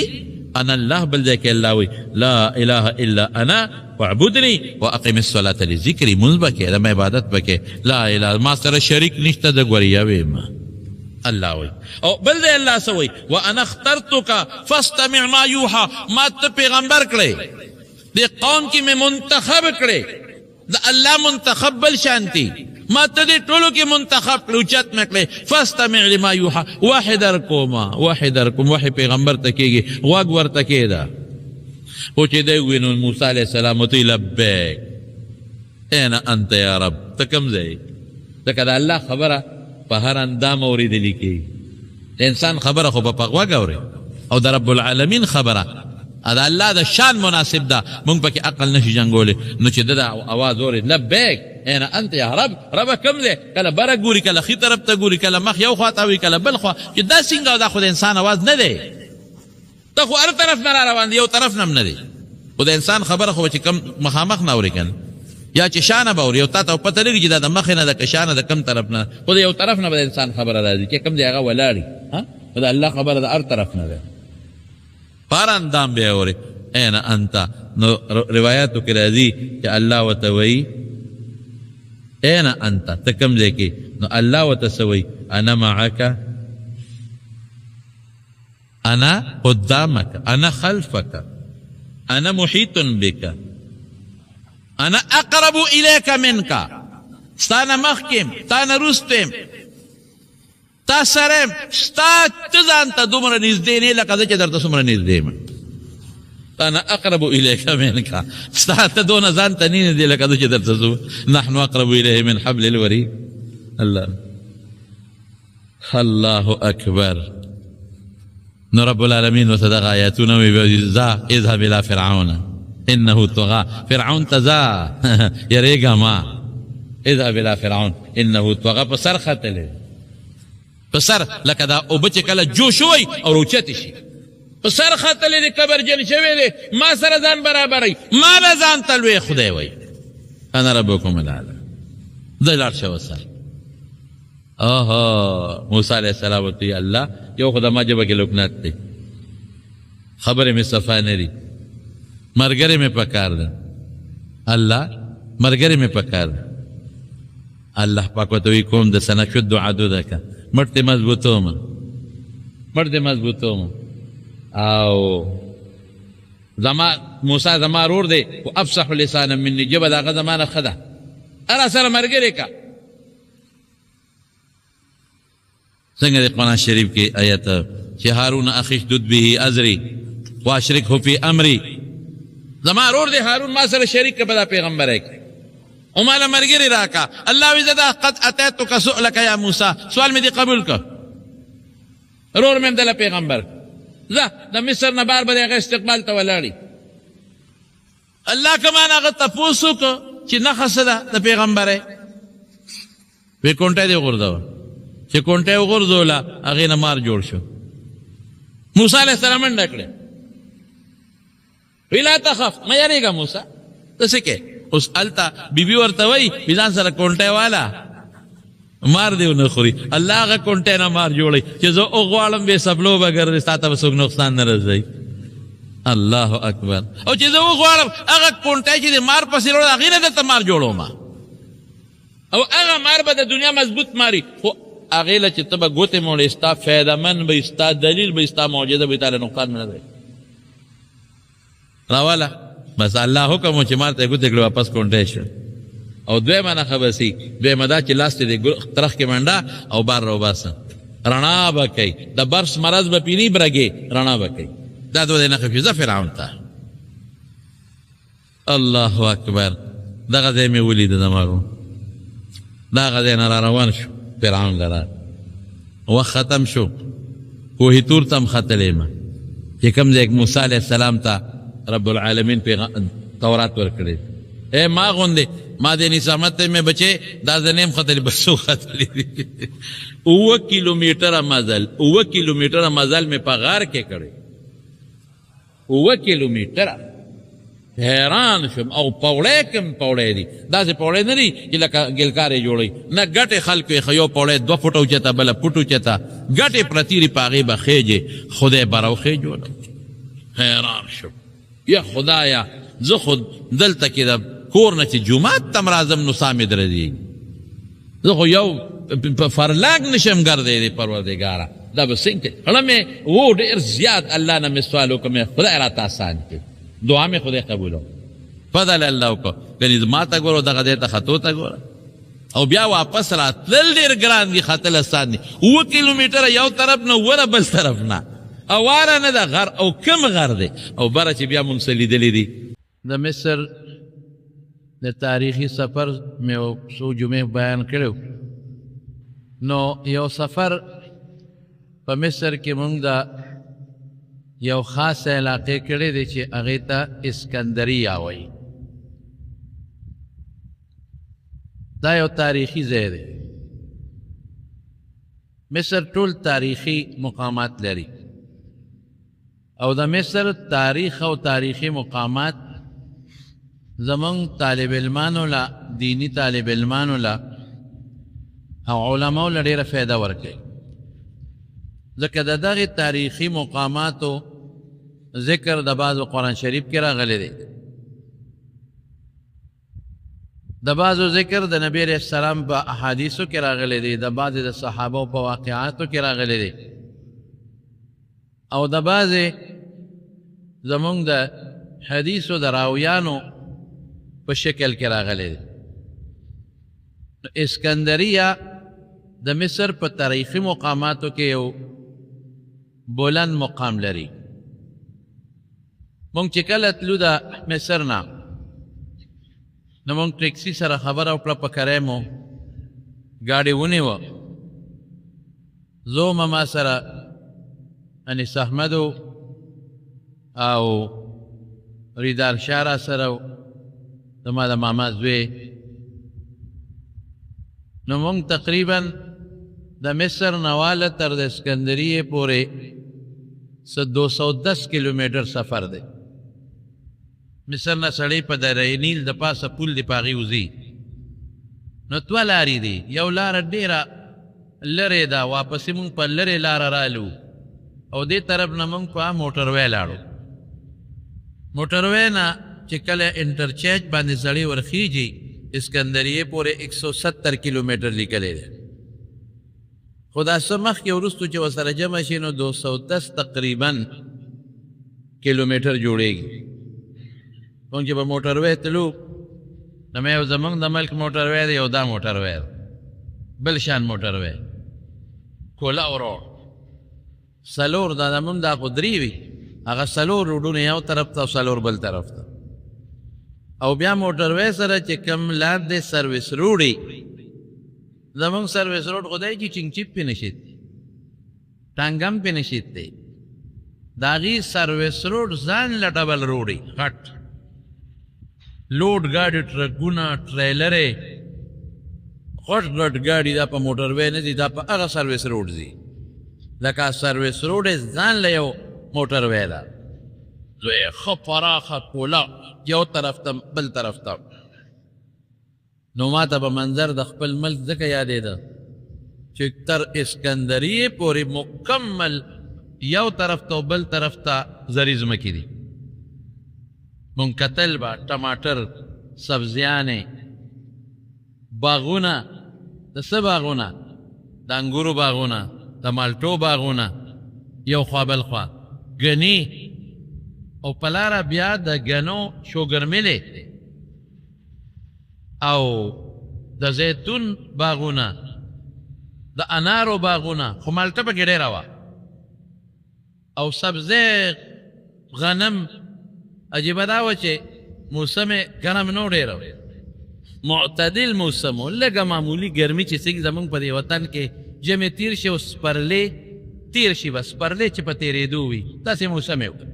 او غنم پکې پاخو لونه پکې کېدل. عجیبه دا ده چې زمونږ په وطن کې خو لو اله کېږي چې خلک وایي دا غنم تو ووایي او ګرمي ووایي او دوبي ووایي، د هغې نه پس بیا خلک لو کوي. زمونږ وطن کې د هغې نه میاشت پس لونه شروع شو، موسم هم معتدل دی، سپرلي غوندې ټایپ موسم دی، لونه پکې کېدل. نو ډېره سرسبز او شاداب علاقه یو خوا بل خوا، او لاره کې به واړه واړه کلي راتلل، په کلو کې بلډینګونه به و غټ غټ، شپږ چته اووه چته بلډینګ په هغې کې به خلک اوسېدل. نو ما اړه کې سوچ راته چې دا خلک په شپږ چته اووه چته بلډینګ کې اوسېږي او دا بلډینګان د یو کلي په شکل کې، نو دا خپلو دې پټو کې ځان له واړه واړه کورونه ولې نه جوړوي؟ نو بیا وروستو راته پته ولګېدله چې یو خو دا خلک دا فراخه کور د انګړ د کور نه دي بله، دی هم په دغه فلیټونو کې خوشحالی. او دویم دا چې دې کې غریبانان خلک ډېر دی، د هغې ځمکې نشته، د هغې پټي نشته، نو دا بلډینګونه د مالدارو جوړ کړي، نو خپل هم پکې اوسېږي او په کری هم پکې خلک اوسئ. او دریم پکې یو عجیبه خبره مې واورېده چې د حکومت د طرف نه په دې پابندي ده چې په زري ځمکه به څوک کور نه جوړوي. د کلي دپاره حکومت یو ځای مختص کړي، هغې کې خلک ځان له فلیټونه شپږ اووه چته جوړ کړي، هغې کې خلک اوسېږي، او زري ځمکه به په کور بالکل نه بندوي. او که چا په زري ځمکه کور جوړو، حکومت نه اجازت به اخلي، حکومت به پې ټیکس لګوي. نو دا ټول لار کې کلي راتل، شوګر میلې پکې راتلې، یو جیل دی د مصر لوی جیل، مرکزي جیل څه ته ویل کېږي، دم په دې روډ باندې راځي. بهر کې 210 کیلومیټر کم و بیش سفر چې مو وکړو، اسکندریه ته ورسېدو. اسکندریه کې څه دي تاریخي؟ لومبۍ خو موږ لاړو، چا وی دا د دانیال علیه السلام پیغمبر قبر دی. ما تاسو ته مخکې ویلو چې ازبکستان کې په سمرقند کې یو اوږد قبر دی، نو خلک وایي دا د دانیال علیه السلام دی، خو ما تاسو ته تفصیل ویلی و هغې کې چې دانیال علیه السلام هغه نه دی. د ده متعلقه زما خپل انداز او تحقیق دا دی چې بعضې خلکو هم دا ووایي چې دا د دانیال علیه السلام زوی دی، محمد نوم دی، محمد ابن دانیال. موږ ورلو هغه قبر ته، قبر لاندې هغې ته ورکوز شو، او یو بازار کې دا اسکندریه دا ډېر ګنجان شهر دی، ښار دی، ډېر زیاته آبادۍ دي پکې، ډېر روډونه دي پکې، یو تجارتي مرکز دی. نو دانیال علیه السلام قبر ما ملګرو ته وایي چې اندازې معلومه کړو، ځکه مونږ هلته دو درېو کسانو نه تپوس وکړو، دا نه دی، دا د محمد د دانیال علیه السلام زوی دی، محمد د هغه قبر دی. او نښه دا ده خدای دې تاسو بوځي د په ښه سوچ باندې چې هغې سره یو ثقافتي مرکز دی، د هغې دفتر دی، په هغې یې لیکلی دي چې ثقافتي وزارت الوزارت الثقافیه د هغې دفتر دی، ورسره یو سکول دی د ماشومانو، او ورسره یو ګراوند دی شهدا، میدان شهدا پارک دی، ماشومان پکې لوبې کوي، خوا کې بازار دی. هغې نه چې ووتو مونږ لاړو نو بیا یو لویه قلعه و، هغې سیلم وکړو، د دریاب په غاړه بحر ابیض متوسط، بحر ابیض متوسط د هغې په غاړه یو لویه قلعه وه، په هغې ټیکټ یې لګېدلي، په هغې وردن نه شو، ناشنا قلعه وه، پکې کوټې دي، پولیس پکې اوس هم دیره دی، او پکې دغه دي د فوجي قلعه دا کومه طریقې حفاظتي دا دي، لاندې انډرګراونډ پکې ځایونه دي، او بلکل یو طرف ته دریاب دی، لوی دریاب، دا بحر ابیض متوسط یې ورته وایي، او دا د هغې په غاړه ده. او په دا بیا موږ معلومات واخیستل، نو دا هغه قلعه وه چې سلطان صلاح الدین ایوبي رحمت الله علیه دا فتح کړې وه، او هغه بیا یو لوی مرکز ته جوړ کړی و فوجي چوڼی. بیا موږ لاړو بحر ابیض متوسط ته، د هغې په غاړه سمندر دریاب دی، ډېر لوی په نظر نه راځي، هغه مو کته، خو د ټولو نه یو تاریخي کوم ځای چې بیا موږ ولیده نو بیا رالو د علامه امام بوسیري رحمت الله علیه قبر ده. دا زمونږ د تصوف د علماو په نظر کې، د صوفیانو په نظر کې، د شعراو د نعتخوانانو په نظر کې د یو لوی پایې شخصیت تیر شوی دی، امام بوسیري رحمت الله علیه د هغه قبر. او امام بوسیري رحمت الله علیه دا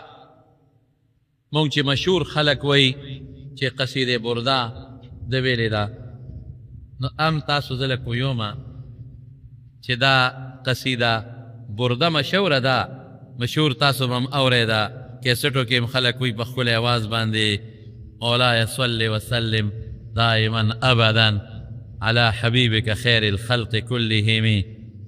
رسو پکې بیا د نبی علیہ السلام ډېر زیات صفتونه دي. جاءت لدعوته الاشجار ساجدة، جاءت لدعوته الاشجار ساجدة تمشي الیه على ساق بلا قدم. چې نبی علیہ السلام آواز وکړو، بلنه وکړه، نو اونه په تنه باندې ځمکه شلولو نبی علیہ السلام نه راغله. ګوره د پیغمبر علیہ السلام یو لوی معجزې ته اشاره ورکوي. په یو موقع نبی علیہ السلام مبارک او د سماعتې د ضرورت راغی، نو هغې کې د پردې څه انتظام په هغه ځای کې نو یوه خونه وه او بله خونه وه، یوې هم د څانګې نه ونیوه او ریخ کا،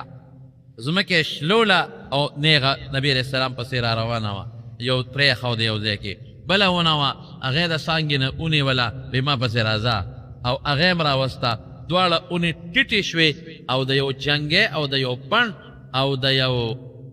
ویلې کېږي د یو دغه په شپول په نمونه ټیټې شوې. نو رسول الله صلی الله علیه وسلم او دس مات که، یوې ته یې اشاره وکړه، بلې ته یو بیا هغه ځمکه کې پشتېدلو خپل ځای له ورسېده، بله بیا په ځمکه کې پشتېدلو خپل ځای له ورسېدله. نو ځکه دی وایي امام بوسیري رحمت الله علیه جاءت لدعوته الاشجار ساجدة. نو سجدې راغه لغوي سجده مراده ده، هغه انسان چې سجده لګوي چې تندې په ځمکه نه ونې، خو تندې نشته، خو ټیټه شوه ځمکې ته ورسېدله. څانګې انسان چې سجده لګوي تندې ځمکې ته رسوي. د رسول الله مبارک د شپول دپاره چې هغه له پرده ورکوي، یو ځمکې ته ورسېدله، بله ځمکې ته ورسېدله، تمشي الیه علی ساق بلا قدم. رسول الله مبارک را روانې دي او په تنه را روانې دي، په خپو په قدمونو نه دي را روان. هو الحبيب الذي ترجى شفاعته لكل هول من الاهوال مقتحم. دا هغه محبوب دی د الله پاک چې کوم پریشانی او مشکل انسان ته پیښ شي او د رسول الله مبارک سفارش الله تعالی کی الله مشکلات ختمای. دا خشتا قصیده امام بوصیری رحمت الله علیه دا د لیکل دا یو ډیره بهترینه قصیده ده. 162 د اشعار دي 162 او مشهور دي ته خلق قصیده برده وي او برده د خپل نوم نه دی دا اصل قصیده برآ وي. برآ جوړېدو ته ویل کېږي هغه واقع درته وایم او دې ته قصیده میمیه وي اخره کې پکې میم دی نو قصیده میمیه ورته وي او د دې خپل نوم دی الکوكب الدریه فی مدح خیر البریه. خپل نوم یې دا دی الکوكب الدریه پړقیدونکې ستورې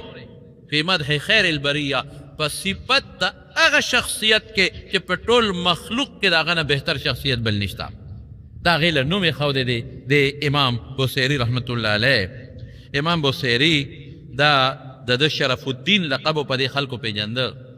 ابو عبدالله د ده کنیه و کنیه ورته وایي او خپل نوم یې محمد او د پلار نوم چا سعید لیکلی دی او څوک سعد وایي. شرف الدین ابو عبدالله محمد ابن سعد البصيري او بصير په دغه علاقه کې یو کلی دی هغې ته نسبت دی.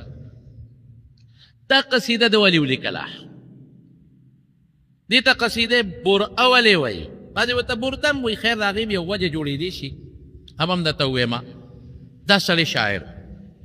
ډېر بهترین شاعر او ده چې به کومه شعر و شاعري کوله هغه زمانه د شعر و شاعرۍ وه ډېره زیاته به ډېره زیاته خورېدل هغه شعر و شاعري. د بادشاهانو مجلسونو کې به شعر و شاعري کېدله د وزیرانو مجلسونو کې به شعر و شاعري کېدل او د شعر و شاعرۍ د مشاعرو مجلسونه به کېدل. شاعرانو یو قدر و یو عزت او د خلکو حافظې ښه وې خلکو ته به شعرونه ډېر زیات یادو. نو ده به د بادشاهانو قصیدې لیکلې مزیداره قصیده معنا ده یو څه به ته ووایم یو د هغې په صفت کې د اشعارو یو مجموعه. بیا به لاړ بادشاه ته به یې وروړه انعامونه به یې غېښتل. د ډېر زیات صفتونه لیکلي اخره کې دې فالج و او داسې فالج و چې دې په کټ پرېوت. نو یو سړی یې تپوس ته راغی نو هغه ورته وایي د خدای بنده اوس خمرې او د بادشاهانو دې په لاس صفتونه کړي دي او نظمونه دې لیکلي دي او په اشعارو کې دې د هغې مدحې کړي دي چې ته د رسول الله مبارک د متعلق دې هم جوړه کړې ده که نه. بس دته چې دا ووایي نو نوي نظر مې ولګېد چې واقعي د دنیا د وزیرانو بادشاهانو خانانو ملکانو پیسو والاو خو ما بلا قصیدې جوړې کړې او انعامونه مې وصول کړل د رسول الله مبارک په صفت کې اړو ما ټکي نه دی ویل. دا مې څه کړي نو هغه سړی چې لاړ دی خو اوس فالج والی دی په کټ کې پروت دی خپې نشي خوځولی لاس نشي خوځولی دا تر فالج مریض معلومې. نو هغه وخت سره ته دا قصیده جوړه کړه د رسول الله مبارک په صفت کې. دا چې ما تاسو ته وایي مولای صلی وسلم دائما ابدا خدای همیشه په نبی علیہ السلام درود نازل کړي. مولای صلی وسلم دائما ابدا على حبیبک خیر الخلق كلهم په خپل محبوب چې ټول مخلوق کې د هغه نه بهترین شخصیت بل نشته. یعنې هغه چې په کم انداز د دا قصیده جوړ سړی حیران شي چې دې قصیدې له خدای پاک څونه لوی اهمیت ورکړی دی. بهان میں د دواو نوینه بهان میں نه زیات خو د دې شرح لیکلی شوي دي. په انګلیش کې د دې شرح شته په لاتینیه کې د دې شرح شته په فرانسیزیه کې د دې شرح شته په پښتو کې شته په اردو کې شته په هندی کې شته په بنګالۍ کې شته. بهان میں دواو نوینه زیات ته دې شرح او په ټوله دنیا کې زیات دستون کې قصیده نندار او یوازې دا نه په غټو غټو بلډینګانو باندې خانقاهونو باندې دا خلکو په خشته منقش نقش و نگار سره لیکلی ده. د امام بصیري رحمت الله علیه قبر ته چې موږ ورلو ودرېدو په ټولو دیوانونو دا قصیده لیکلی شوې ده. خلکو په خپلو محلونو برکت لپاره لیکلې ده ځکه د رسول الله مبارک صفت دی. دارونو واورئ په ذهن کې واچوئ چې د نبي علیه السلام صفت که په نثر کې څوک کوي لکه زه د پیغمبر صاحب صفت کومه عامو الفاظو کې او په شعر کې کوي د عبادت دی. الله یې صفت کوي الله یې صفت کوي وما ارسلناک الا رحمة للعالمین. الله ورته چرته ټول قرآن شریف کې ټولو پیغمبرانو ته رب العالمین په نوم سره اعلان کړی دی. هر پیغمبر ته وایي یا موسی انی اصطفیتک نادیناه ان یا ابراهیم یا آدم اسکن انت وزوجک الجنہ. پورا ادب ته آواز کوي. یا عیسی انی متوفیک ورافعک الی، هغه ته آواز کوي. او ټول قرآن کې به تاسو دا پیدا نه کې چې د آواز او د ندا په انداز کې رسول الله مبارک ته په نامه پیغمبر علیه السلام آواز کوي. یا ایها المزمل یا ایها المدثر، اے صادر کی ځان نوښتون کیا. یا ایها النبی یا ایها الرسول، په لقب ذکر کوي، الله صفت کوي. رب العالمین په قرآن شریف کې الله صفت د نبی علیہ السلام صفت کړی دی او صحابه په خپل د نبی علیہ السلام مخ په مخ صفتونه کړي. بهر کیف نو خلق د رسول الله مبارک د خاطر چې داغه صفات دي په دیوالونو لیکلي دي، شرح دي، یادې کړي دي ډېرو خلکو.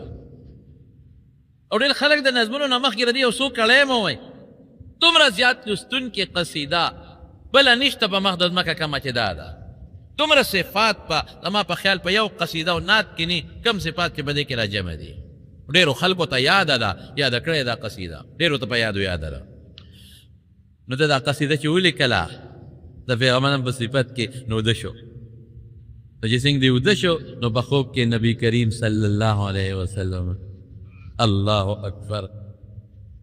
رسول الله مبارک وتوی څنګه وی صاحب یو قصیده یو نعت مې جوړ کړی ستا په صفت کې درته ونه وایم وی واوروه. نو دی ورته په هغه خوب کې په خوشاوازۍ شروع شو او دا نظم دا نعت یې ورته دا قصیده یې ورته. او چې کله دا قصیده ورته د په خوشاوازۍ محمد ابن سعد بصیري رحمت الله علیه لوستله رسول الله مبارک ډېر په شوق واورېدله. نو چې څنګه یې واورېدله نو پیغمبر علیہ السلام ولا انعام ورکا. څه انعام یې ولا ورکا؟ جو خې لاس راواغېسته د پاسه پراخ کا، لاس یې راواغېسته پاسه پراخ کا. او بل پیغمبر علیہ السلام سره یو یمني څادر و، په عربی کې برد یمني څادر ته وایي، برد یخنۍ ته وایي، برد ګلی ته وایي او برد یمني څادر ته وایي. یمن کې به خاص څادرونه جوړېدل، هغې کې به نری نری کرښې وې. نو رسول الله مبارک یو یمنی څادر په سر وکوګو، هغه ځانه تو کړو، هغه خپل ځان نه کوز کړ، په د پاسه یې واچاو. دی راویښ شو. چې څنګه راویښ شو هغه څادر د رسول الله مبارک په د پاسه پروت و او په خپلو لاسو جوړ شوی فالج ختم. ډېر زیات خوشحاله شو. ټیک و سړی څادر مبارک یې راواخېست، ځان نه راتاو کړ او سحر مانځه له جومات ته روان دی. شپې نه فالج کې زملی، سهار جومات ته روان دی. شپې نه خپل کټ څادر کې زملی، د پاسه به د رسول الله مبارک څادر پروت دی. دا نعت د نبی علیہ السلام صفت دا ډېر لوی عبادت دی چې په صحیح طریقه څوک جوړ کړي، ښکلي الفاظو سره سره جوړ کړي، د رسول الله مبارک صفت پکې ووایي. شعر خو بد هم راغلی د جمعتونو متعلق دام راغلی دی چې نهى رسول الله صلی الله علیه وسلم عن تناشد الاشعار فی المساجد. جمعتونو کې به شعرونه نه وایي، دا هم راغلی په حدیث کې. بل طرف ته حضرت حسان ابن ثابت رضی الله عنه چې کله په جمعات کې د نبی علیہ السلام نعت وی نو خلکو په اعتراض وکړو، وی ته په جمعات کې نعت وی، پیغمبر علیہ السلام خو منع کړی ده چې جمعات کې به شعرونه نه وایي. نو حضرت حسان ابن ثابت حضرت ابو هريره ته ابو هريره دلته راشه، ستا د خدای په ذات قسم یې ماته وایه، رښتیا ووایه چې په دې منبر د رسول الله مبارک د هغه په مخ کې ما د هغه نعتونه ویلي دي که نه دي ویلي، او ما د منبر ایښی دی په خپله چې حسانه په دې پاسه شعرونه وایه. ما ته منبر ایښی دی او د دعا یې راته کړې ده چې شابه شعرونه وایه. فان جبریل معک، جبریل دې ملګری دی، هغه دې ملګري د هغه په مخ کې، د هغه په فرمایش، د هغه په منبر، د هغه د دعا سره ما د رسول الله مبارک په مخ کې نعتونه ویلي دي که نه دي ویلي؟ ابو هریره ویل بالکل، زه نه چې کائنات هم پې ګواه دي، صحابه هم په دې ګواه دي. نو عایشې صدیقې فیصله کړې. اوس به ته یو حدیث کې به تا ووایې چې شعرونه په جومات کې ښه نه دي، او بل خوا خو دې دا ووایې چې حسان ابن ثابت رسول الله مبارک په مخ کې نعتونه ویلي دي، نو څه به کوو؟ نو عایشه صدیقه وایي الشعر کلام حسنه حسن وقبیحه قبیح. وی شعر یو کلام دی، یو کلام دی، قافیه، ردیف، وزن شعری غواړي، متخیل مضامین په ذهن کې غواړي، د الفاظو قالب غواړي. نو شعر یو کلام دی، خیه ښه دی او خراب خراب دی، خیه ښه دی او خراب حرام. نو چې هر کله خیه ښه شو، نو چې رسول الله مبارک مخکې حضرت حسان ابن ثابت کوم صفتونه کړي دي، رښتیا وایه ښه دي که خراب دي؟ څه وایي؟ واحسن منك لم تر قط عيني واجمل منك لم تلد النساء واحسن منك لم تر قط عيني. اے محبوبہ زما دې سترګو ستا نه خوبصورت انسان بل نه دی لیدلی. واجمل منك لم تلد النساء، او ستا نه ډولې شخصیت مور نه دی راوړی چېرته. خلقت مبرأ من كل عيب كأنك قد خلقت كما تشاء. هر عیب نه پاک پیدا تاکہ اس عیب نشتا، اس عیب نشتا، نه جسمانی شتا، نه روحانی شتا، نه نسبی شتا، اس عیب در کې نشتا، نه د سرمن شتا، نه د سترګې شتا، نه د اندام شتا، اس عیب نشتا. او اخیری جمله کې کمال کړی دی، كأنك قد خلقت كما تشاء. وی لکه داسې پیدا چې ځان دې څنګه خوښ و لکه چې هغسې خدای پیدا کړي.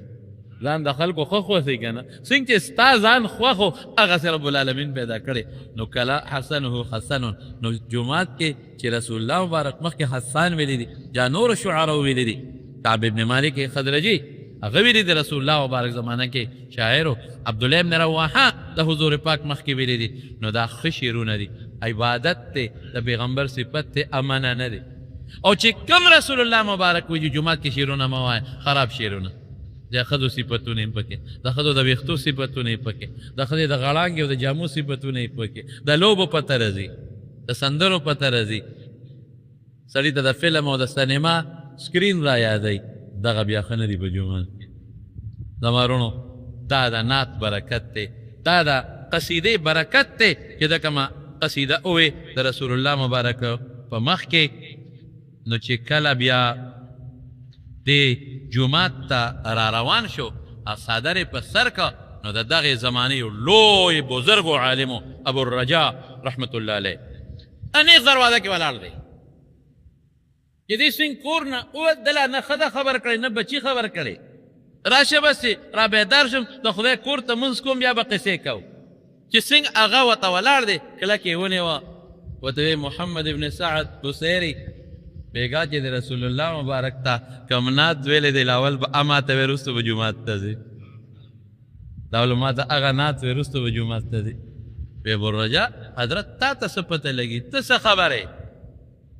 چې ما رسول الله مبارک ته نعت ویلی؟ یو نعت خو ما جوړ کړی دی، زما ښځه نه ده خبر، زما بچي نه دي خبر، تا ته څه پته ولګېده؟ وی بصیري چې کوم وخت تا رسول الله مبارک ته دا نعت وی او رسول الله مبارک درته مسکی مسکی کېده او سر مبارک یې درته داسې داسې اړقاو، نو زه په دا مجلس کې ناست وم، ما نه لیدلی چې تا ویې ښه درته سر مبارک لقاو او مسکی مسکی کېده، نو ما نه لیدلی. لاول به ما ته هغه وی، وروسته به جومات ته ځي. نو هغه ته یې ووروله، نو بیا جومات ته لاس. هغه امام بصیري رحمت الله علیه د لویې مرتبې خاوند، هغه ځای دفن دی په دغه ځای کې.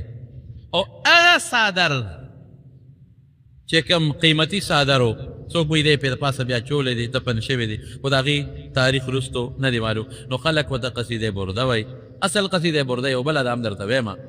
ځکه هغې خلک دې ته بعضې علما وایي چې برد یمني څادر دی، او په خوب کې به نبي کریم صلی الله علیه وسلم خپل یمني څادر اچولی دی. خو تحقیقي محققین چې کوم ادبا دي، ادیبان او علما دي، نو هغې وایي چې نه، قصیده برعه ده. د دې قصیدې په برکت الله تعالی صحت ورکړو، جوړوالی ورکړو، دې ته قصیده برعه وایي. قصیده برده بیا یو جدا ده. په هر کیف زما وروڼو خبره دا ده چې دا خو یو خبره شوه. د قبر چې دی، د قبر خوا کې د ده یو شیخ دی، لوی شیخ دی، د ده هغه د قبر په خوا کې پروت دی، د هغه نوم دی ابو سعید ابو العباس مرسی رحمت الله علیه، چې د مصر د خلکو په نظر کې د ده نه د هغه اهمیت خلکو زیات یادو. مونږ چې به تپوس وکړو امام بصیري وایي دی قبر دی وایي راشه د امام ابوالعباس مرسي رحمت الله علیه قبر ته ورشئ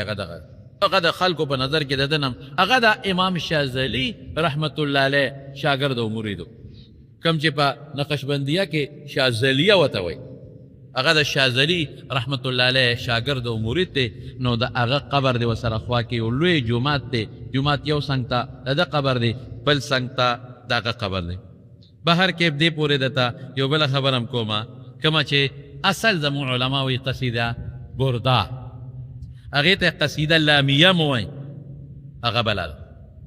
هغه چا لیکلې ده هغې ته قصیده لامیه مو وایي هغه کعب بن زهیر لیکلې ده کعب بن زهیر څوک و او د هغې یو مزیداره غوندې واقعه ده هم درته وایم دېس په مناسبت کې کعب بن زهیر دا د رسول الله صلی الله علیه وسلم زمانه کې تیر شوی دا د پلارو زهیر ابن ابي سلمى شاعر د زمانې نامور شاعر پلار نو دې چې کله ماشوم و شعر شاعري کوله نو پلار نه پرېښود شعر و شاعرۍ ته پلار وایي ته به بچې شعر و شاعري به نه کې دا کعب ته به سبا ګډې وړې ووایې ځکه شاعران فرق قسمه خبرې کوي کنځل به چا پسې جوړ کړي د چا بد به ووایې سپکې به ووایې په زموږ د خاندان هغه شعر و شاعري و برباد کړي خو دې نه صبرېده نو چې پلار پې پوه شو چې دې نه صبرېږي نو هغې تربیت وکړي نو دې د جاهلیت د زمانې په شعراو کې شمېر دی دې ته مخزرمین شعرا وایي یعنې هغه شعرا چې د رسول الله مبارک زمانې موندلې ده او د نبي علیه السلام نه مخکې زمانې موندلې ده چې کله نبی کریم صلی الله علیه وسلم د الله نبوت ورکړه مدینې منورې ته هجرت وکړه نو دې راووته د دې ورورو د ده رور بحیر ابن زهیر دواړه راووتل ګډې چیلې ورسره دي نو دا رور یې ده ته وایي دا بحیر دې کعب ته ورته یې وایي چې رور یې د هلک د پیغمبرۍ دعوه کړې ده او زه ځم د ده لږ معلومات کوم ته د خپلې ګډې چیلې دې سره وه زه د معلومات کوم چې دا څنګه سړی ده نو دې ورته وایي چې دې رور ته چې ته خو لاړ شه دې بحیر ته وی ته خو لاړ شه معلومات یې واخله خو ګورې ملګرتیا ونه کې مشوره به کوو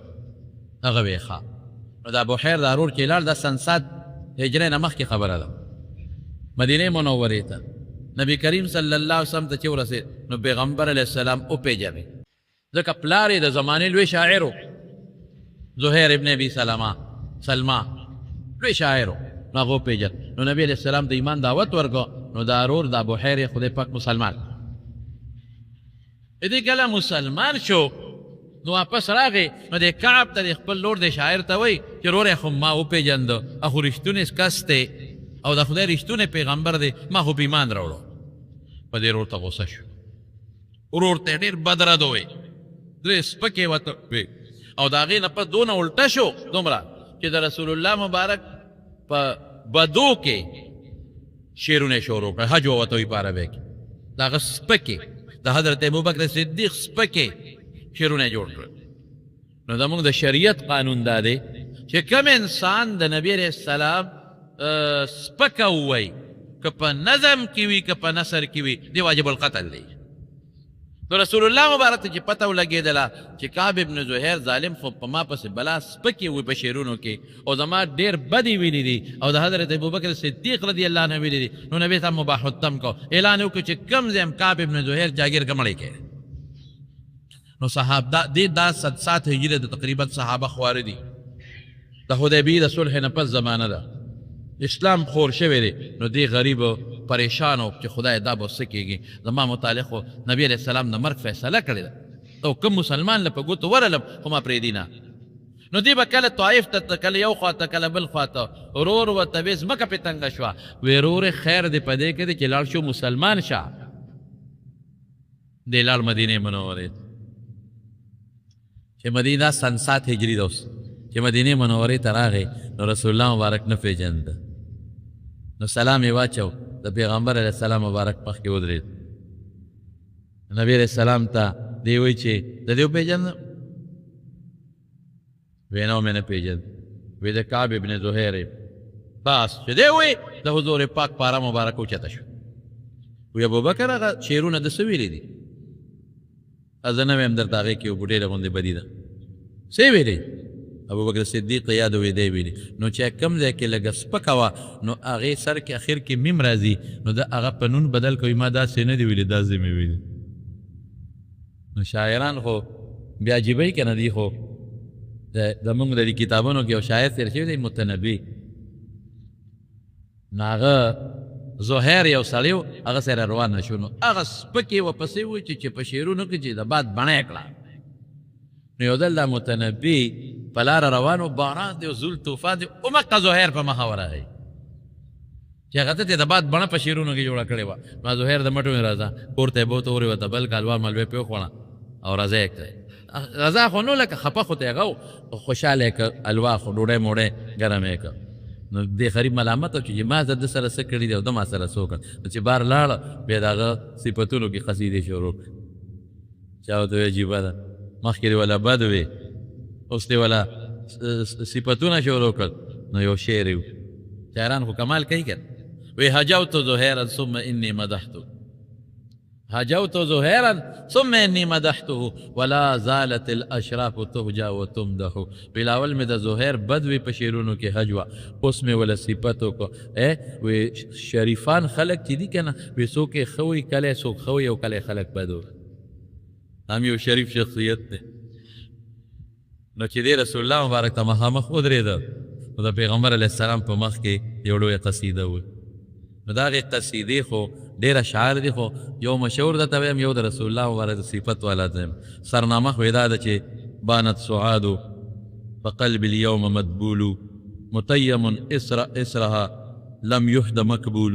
دې وجې نه څوک ورته قصیده بانت سعاد وایي. د شاعرانو به دا مقصد و چې دی به یو شعرونه قصیده وي مخکې به د ښځو صفتونه وکړه. د ښځو هغه ښکلا به بیا د خپل محمود چې چا صفت و هغې ته راواړوله. نو هغه کم اصلي شعرونه چې کم دي ډېر دي په یو دوه درته ویم چې ستاسو ذهن یې وان. یو دا دی ان الرسول کنور یستضاء به ان الرسول کنور یستضاء به مهند من سیوف الله مسلول. ان الرسول طالبان به پوهېږي دا الف لام د عهد دا پیغمبر چې دی بده مبارک یو ته یو ته ونیول دا مبارک پیغمبر چې دی کنور یستضاء به رڼا ده رڼا هغه رڼا چې خلک هغې سره په لاره ځان ته لاره روښانه کوي. رڼا ده رڼا جسماني رڼا ده روحاني رڼا ده دینی رڼا ده شرعي رڼا ده جسماني نوراني هره رڼا ده او داسې رڼا لکه سړی ځان سره بیټري وړي چې لار کې راته مشکل نه تیاره به ختمه شي یستضاء به تیاره به ختمېږي. ابو طالب وی بخاری کې راځي یو وخت کې رسول الله مبارک ماشوم و باران نه کېده نو رسول الله مبارک یې راوسته او ویې درو الله وی ما ته پته ده زما دا رواره یو مقام لري. الله ما ته پته ده چې زما د دې رواره یو شان دی زما د دې رواره څومره ښکلی مخ دی. الله د ده په دې مخ درنه سوال کوم باران وکړه. لا خلک خواره شوي نو چې پیغمبر مبارک ماشوم دی خدای باران شروع کړو. وابيض يستسقى الغمام بوجهه خشته دی خشته يستسقى الغمام بوجهه او د په مبارک مخ اوریاز نه خلق سوال کوي الله نه سوال کوي خو د اوریاز نه چې باران وراوه. سمال الیتامى عصمة للارامل یتیمانانو کندله فایده ده مأوا ده هغې له یتیمانانو خدمت کوي کندو خدمت کوي. نو دیم رسول الله مبارک بشار کې سوی ان الرسول کنور یستضاء به دا پیغمبر رڼا ده یستضاء به خلق تیارې لرکولو دپاره د پسې روان دي د جاهلیت او د کفر او شرک تیارونه خلق وسته او ظاهري رسول الله مبارک خشته دی ظاهري ښکلی دی او مزیدار دی. بیا سوی مهند من سیوف الله لمسلول دا هندستاني تور به خلکو خشته دا هندستان کې به اعلی تورې جوړېده اب ډېرې زیاته قیمت دی نو د تیکې نه بار توره ده هندستاني توره او د الله د تورو نه توره څوک ټینګېدی ورته نه شي الله به ورسره مدد کوي. او بیا څه وایي نبئت ان رسول الله اوعدني. الله اکبر. یو ټکی کې کمال کوي. نبئت ان رسول الله اوعدني والعفو عند رسول الله مأمول. وی ما ته دا خبره ملو شوې ده چې د خدای پیغمبر مال دمکی را کړی. نبئت ان رسول الله اوعدني. د دې نه خبره چې ما متعلق دمکی ور کړی ده دې مړ کې. والعفو عند رسول الله مأمول. او د پیغمبر د خدای د پیغمبر مخ کې خلق د عفو امید لري. دا قصیده چې کله رسول الله مبارک ته وینا او ته مسکی مسکی کېده او سر مبارک یې وتړاقه. تاسې ټاله ور سره وای ټاله. او چې د به یو شعر وی نو رسول الله مبارک په شعر دوباره په خپله خوله مبارکه ووی. د صحابو توجه پیدا کوله چې واورئ. خلک وی شعرونه نعتونه قربان د رسول الله مبارک نه. هغه له خدای په کم انداز کمال نه دی ورکړی. په کم انداز دا کمال نشته. هغه د کمال صفت به په نثر او نظم کې څنګه یو سړی نه کوي خوند به څنګه نه ورکوي مسلمان لا. نو رسول الله مبارک به ورته داسې طالع والے مسکې ورته مسجد نبوي کې. او چې ده به یو شعر وی ورسره به دوباره نبي علیه السلام ووی. صحابو ته متوجه. نو چې کله دا شعر خلاص کړ دا خو ما یو دوه درته وی. نو رسول الله مبارک یو یمني څادر په اوږو هغې ټوس کو د دی ور واچو په اوږو. دا تحفه د انعام امن میلاو شو. داسې امن میلاو شو چې دا څادر در باندې انسان نه یوازې امن نه څادر کې اشارت یو بلې خبرې ته دی. داسې څادر مې دله درکړه چې ما په اوږو دی شیطان نم امن میلاو شو. د الله د عذاب نم امن میلاو شو. د کفر و شرک نم امن میلاو شو. زه بچې دا څادر واخله. هغه څادر چې کله بیا دی وفات شو حضرت معاویه رضی الله تعالی عنه د ده د زوی نه په 40,000 درهمه واخیست. 40,000 درهم باندې هغه واخیست. 40,000 درهم ډېر شی. معاویه رضی الله عنه به جمعې تقریر له راوته او اختر له هغه څادر به بدن باندې چول. هغې کې به وته معاویه رضی الله عنه پس بنو امیه بادشاهانو سره هغې نه پس بنو العباس بادشاهانو سره او بادشاهانو به څه استعمالو چې کله به تقریر له تل هغه څادر به در نه تاوه چې دا هغه څادر دی چې د نعت په عوض کې د پیغمبر علیه السلام مبارک کعب ابن زهیر ته ورچولی معاف کړی م دی. بیا هغه څادر اوس په قسطنطینیه کې عجیبګر کې موجوده دغه څادر پروت دی. زما وروڼو دا خو مې صرف دې پورې وې چې څوک هغې ته زموږ محققین علما قصیدې برده هغې ته او دې بلې ته قصیدې برده وې. خو خیر که دې ته هم ته برده وې نو ما تاسو د هغې متعلق هم وضاحت وکړو. دې متعلق یو خبره مې بله ذهن ته راله. عبدالرحمن جامی رحمت الله علیه یو صوفي شاعر و ډېر لوی عالم هم شعر و شاعرۍ سره چې علم یو ځای شي بیا خوند کوي. علم چې نه خو بیا بعض انسان په دې شعر و شاعرۍ کې لږ بل طرف ته لاړ شي. خولې نه داسې الفاظ وځي چې هغه هم غیر مناسب. دې وجې نه شاعران حضرات چې کله هم د رسول الله مبارک یا د اسلام یا د دین متعلق یو نعت جوړ کړي نو یو ښکلی عالم یو مفتي لوی عالم ته دی ښایي چې ته وګوره دې کې څه غلطي شته او که غلطي پکې نشته. بعضې وخت کې غلطۍ موږ اورو. وایي شاعران بعضې شعرونه ووایي هغې کې د غلطۍ شوي هغې کې د رسول الله مبارک داسې صفت وکړي چې هغې کې د بیت الله توهین پکې راشي. د مدینې منورې داسې صفت وکړي چې د مکې مکرمې توحید ترې راشي. دا د توبې مناسبه ده غوندې ده. داسې صفت د مدینې منورې وکړي چې د بیت الله توهین پکې راشي. نو داسې به هم نه کوي.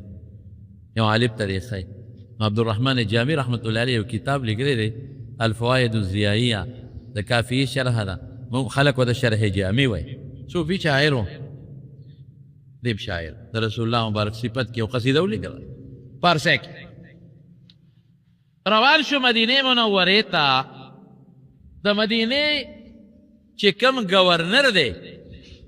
هغه خوب ولیده. رسول الله مبارک په خوب کې ولیده. نبی علیه السلام ته یو قافله را روانه ده د هرات قندهار او د هرات د طرف نه مدینې. ایک یو سړی د عبدالرحمن نوم دی جامع ورته وایي لر شامنې که چې رانشي اته واپس کړه. بس گورنر چې خوب ولید د مدینې فورا یې پولیس ولېږل هله شا به لار سارې چې کومه لار را روانه ده د قندهار او د هرات د طرف نه هغې به یو سړي عبدالرحمن جامي واپس کړي چې تا ته د مدینې اجازت نشته پولیس والا لاړل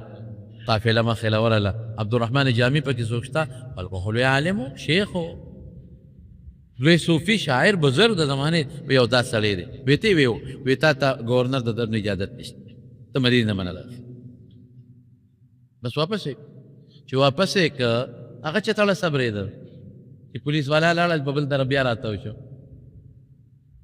بېګاله شپې له بیا ګورنر صاحب خو ولید وی تا ته ما نه وي چې هغه عبدالرحمن جامي مه پرېږده وی صاحب ما خو منې کړو وی را روان دی منې کړه د بیا پولیس والا ته اډر وکړو چې تاسو ته ما نه دي ویل منې هغې بیا منې کړه چې نه به راځي چې منې کړه هغه بیا په بله لار راتاو شي ګورنر درېیم ځل کې خوب ولید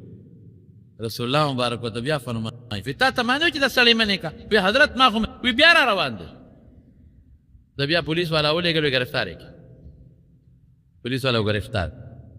تا موږ منې کوو ته نه راځې جیل کې واچوه څلورمه شپه بیا نبي علیه السلام ګورنر صاحب په خوب کې ولید وی دا سړی جیل کې ولې واچوي وی حضرت څه وکړو ته وایې مې پرېږد نه صبرېږي نو چې هر کله مدینې ته نه پرېږدي نو ما جیل کې ځکه واچو وی دی مجرم نه دی چې ته جیل کې اچې فوراً پرېږده نو حضرت ولې منې کې زه وی منې کوم نه خو یو خبره ورته وکړه ته زما په صفت کې یو قصیده یو نعت لیکلی دی به راځي هغه نعت به زما مخکې وی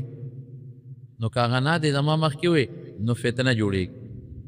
حضرت څه فتنه به جوړه شي وی زه به لاس د قبر نه راوباسم او دلته به هرکلی وی دته ووجه دا نعت دی نو راځي دی نو اوږده قصیده ده د یوسف زلیخا پخوا به خلکو لوستله یو شعر به درته وویم یو شعر مزیدار چې کوم په زړه لګېدونکی شعر دی بیرون آور سر از برده یمانی بیرون آور سر از برده یمانی که روی توست صبح زندگانی ای محبوبه د دې مبارک یمني صادر نه دا مخ بار رو باسه بیرون آور سر از برده یمانی د یمني صادر کې چې ته په قبر مبارک کې پروت او دفن دینس مخ بار رو باسه سر بار رو باسه سر مبارک که روی توست صبح زندگانی استا مخ د جون سبا دی زندگی سبا د جون سبا ستا مخ نوی زمانه به نه وه زموږ د علما لولا کله ما خلقت الافلاک نو علامه مولا علی قاري رحمت الله علیه په موضوعات کبرا کې لیکلي چې دا الفاظ صحیح نه دي دا ثابت نه دي لیکن مفهوم ثابت دی مفهوم ثابت دی نو که ستا مبارک مخ نه وی نو زمانه به نه وه زما خبر مې دې پورې کوله صفت د رسول الله مبارک عبادت دی اورېدل عبادت کول عبادت چې په ښکلی انداز باندې د لوبو نن سبا خلک وایي ډېر خو د سندرو به تر په کتاب کې ما یو کتاب ولید نعتونو پکې او د هر نعت په سر یې د لوبې د سندرې یو کړی لیکلی ما لکه دا ولې وی دا د نعتخوانانو ته ښایي چې ګورې طرز به یې په دې غزل پسې وایي بچې جانه څنګه یې زمونږ بچرجات چې نعت وایي نو موږ ورته طالع وو که نه په موږ خدای شوم کړی مصیبت په ده کې دا چې بې پیسې د خولې نه ټکې نه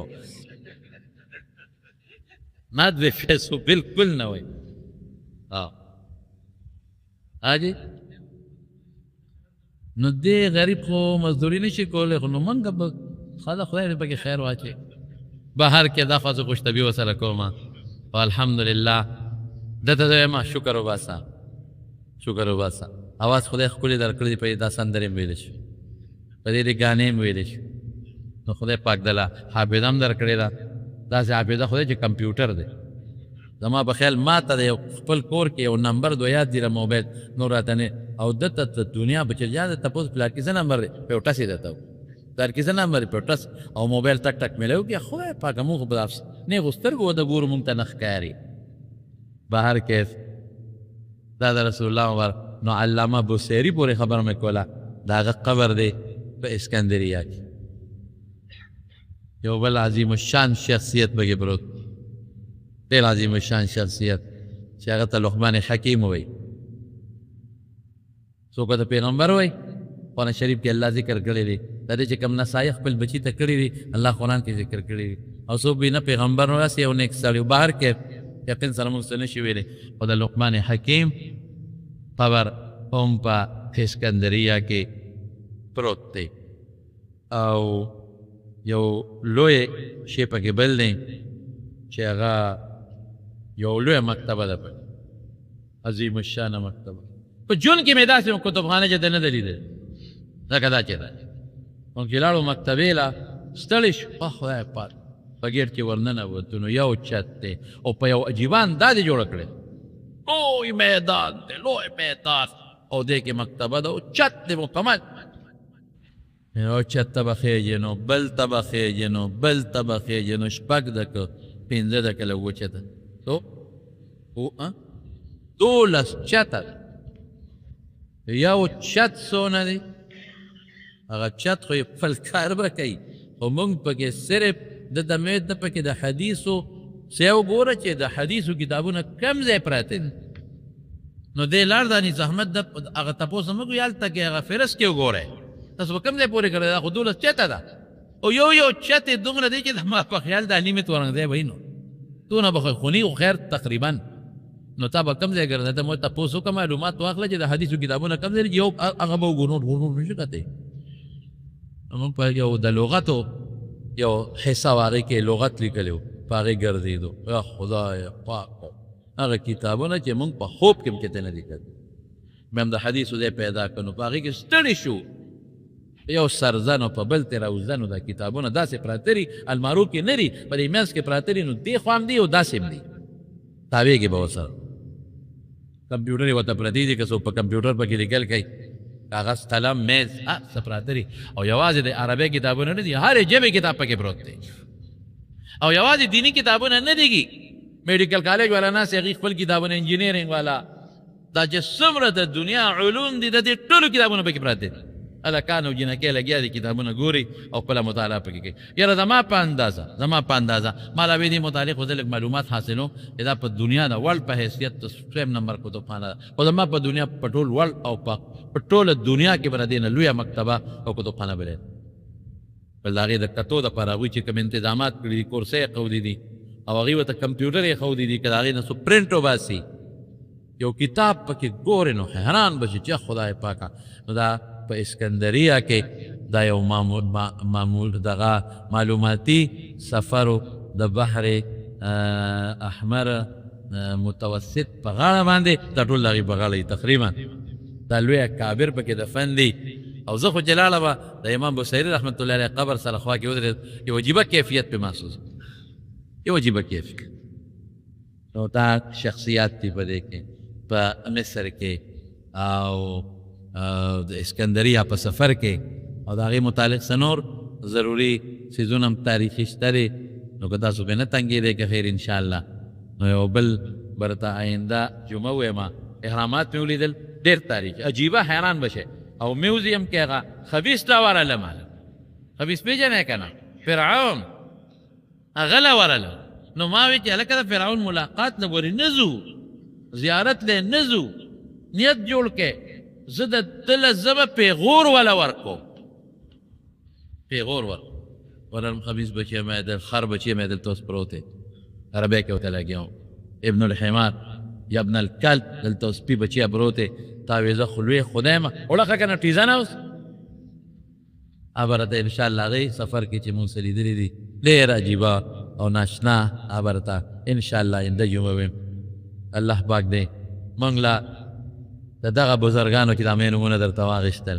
د اولیا چې نومونه واخېستل،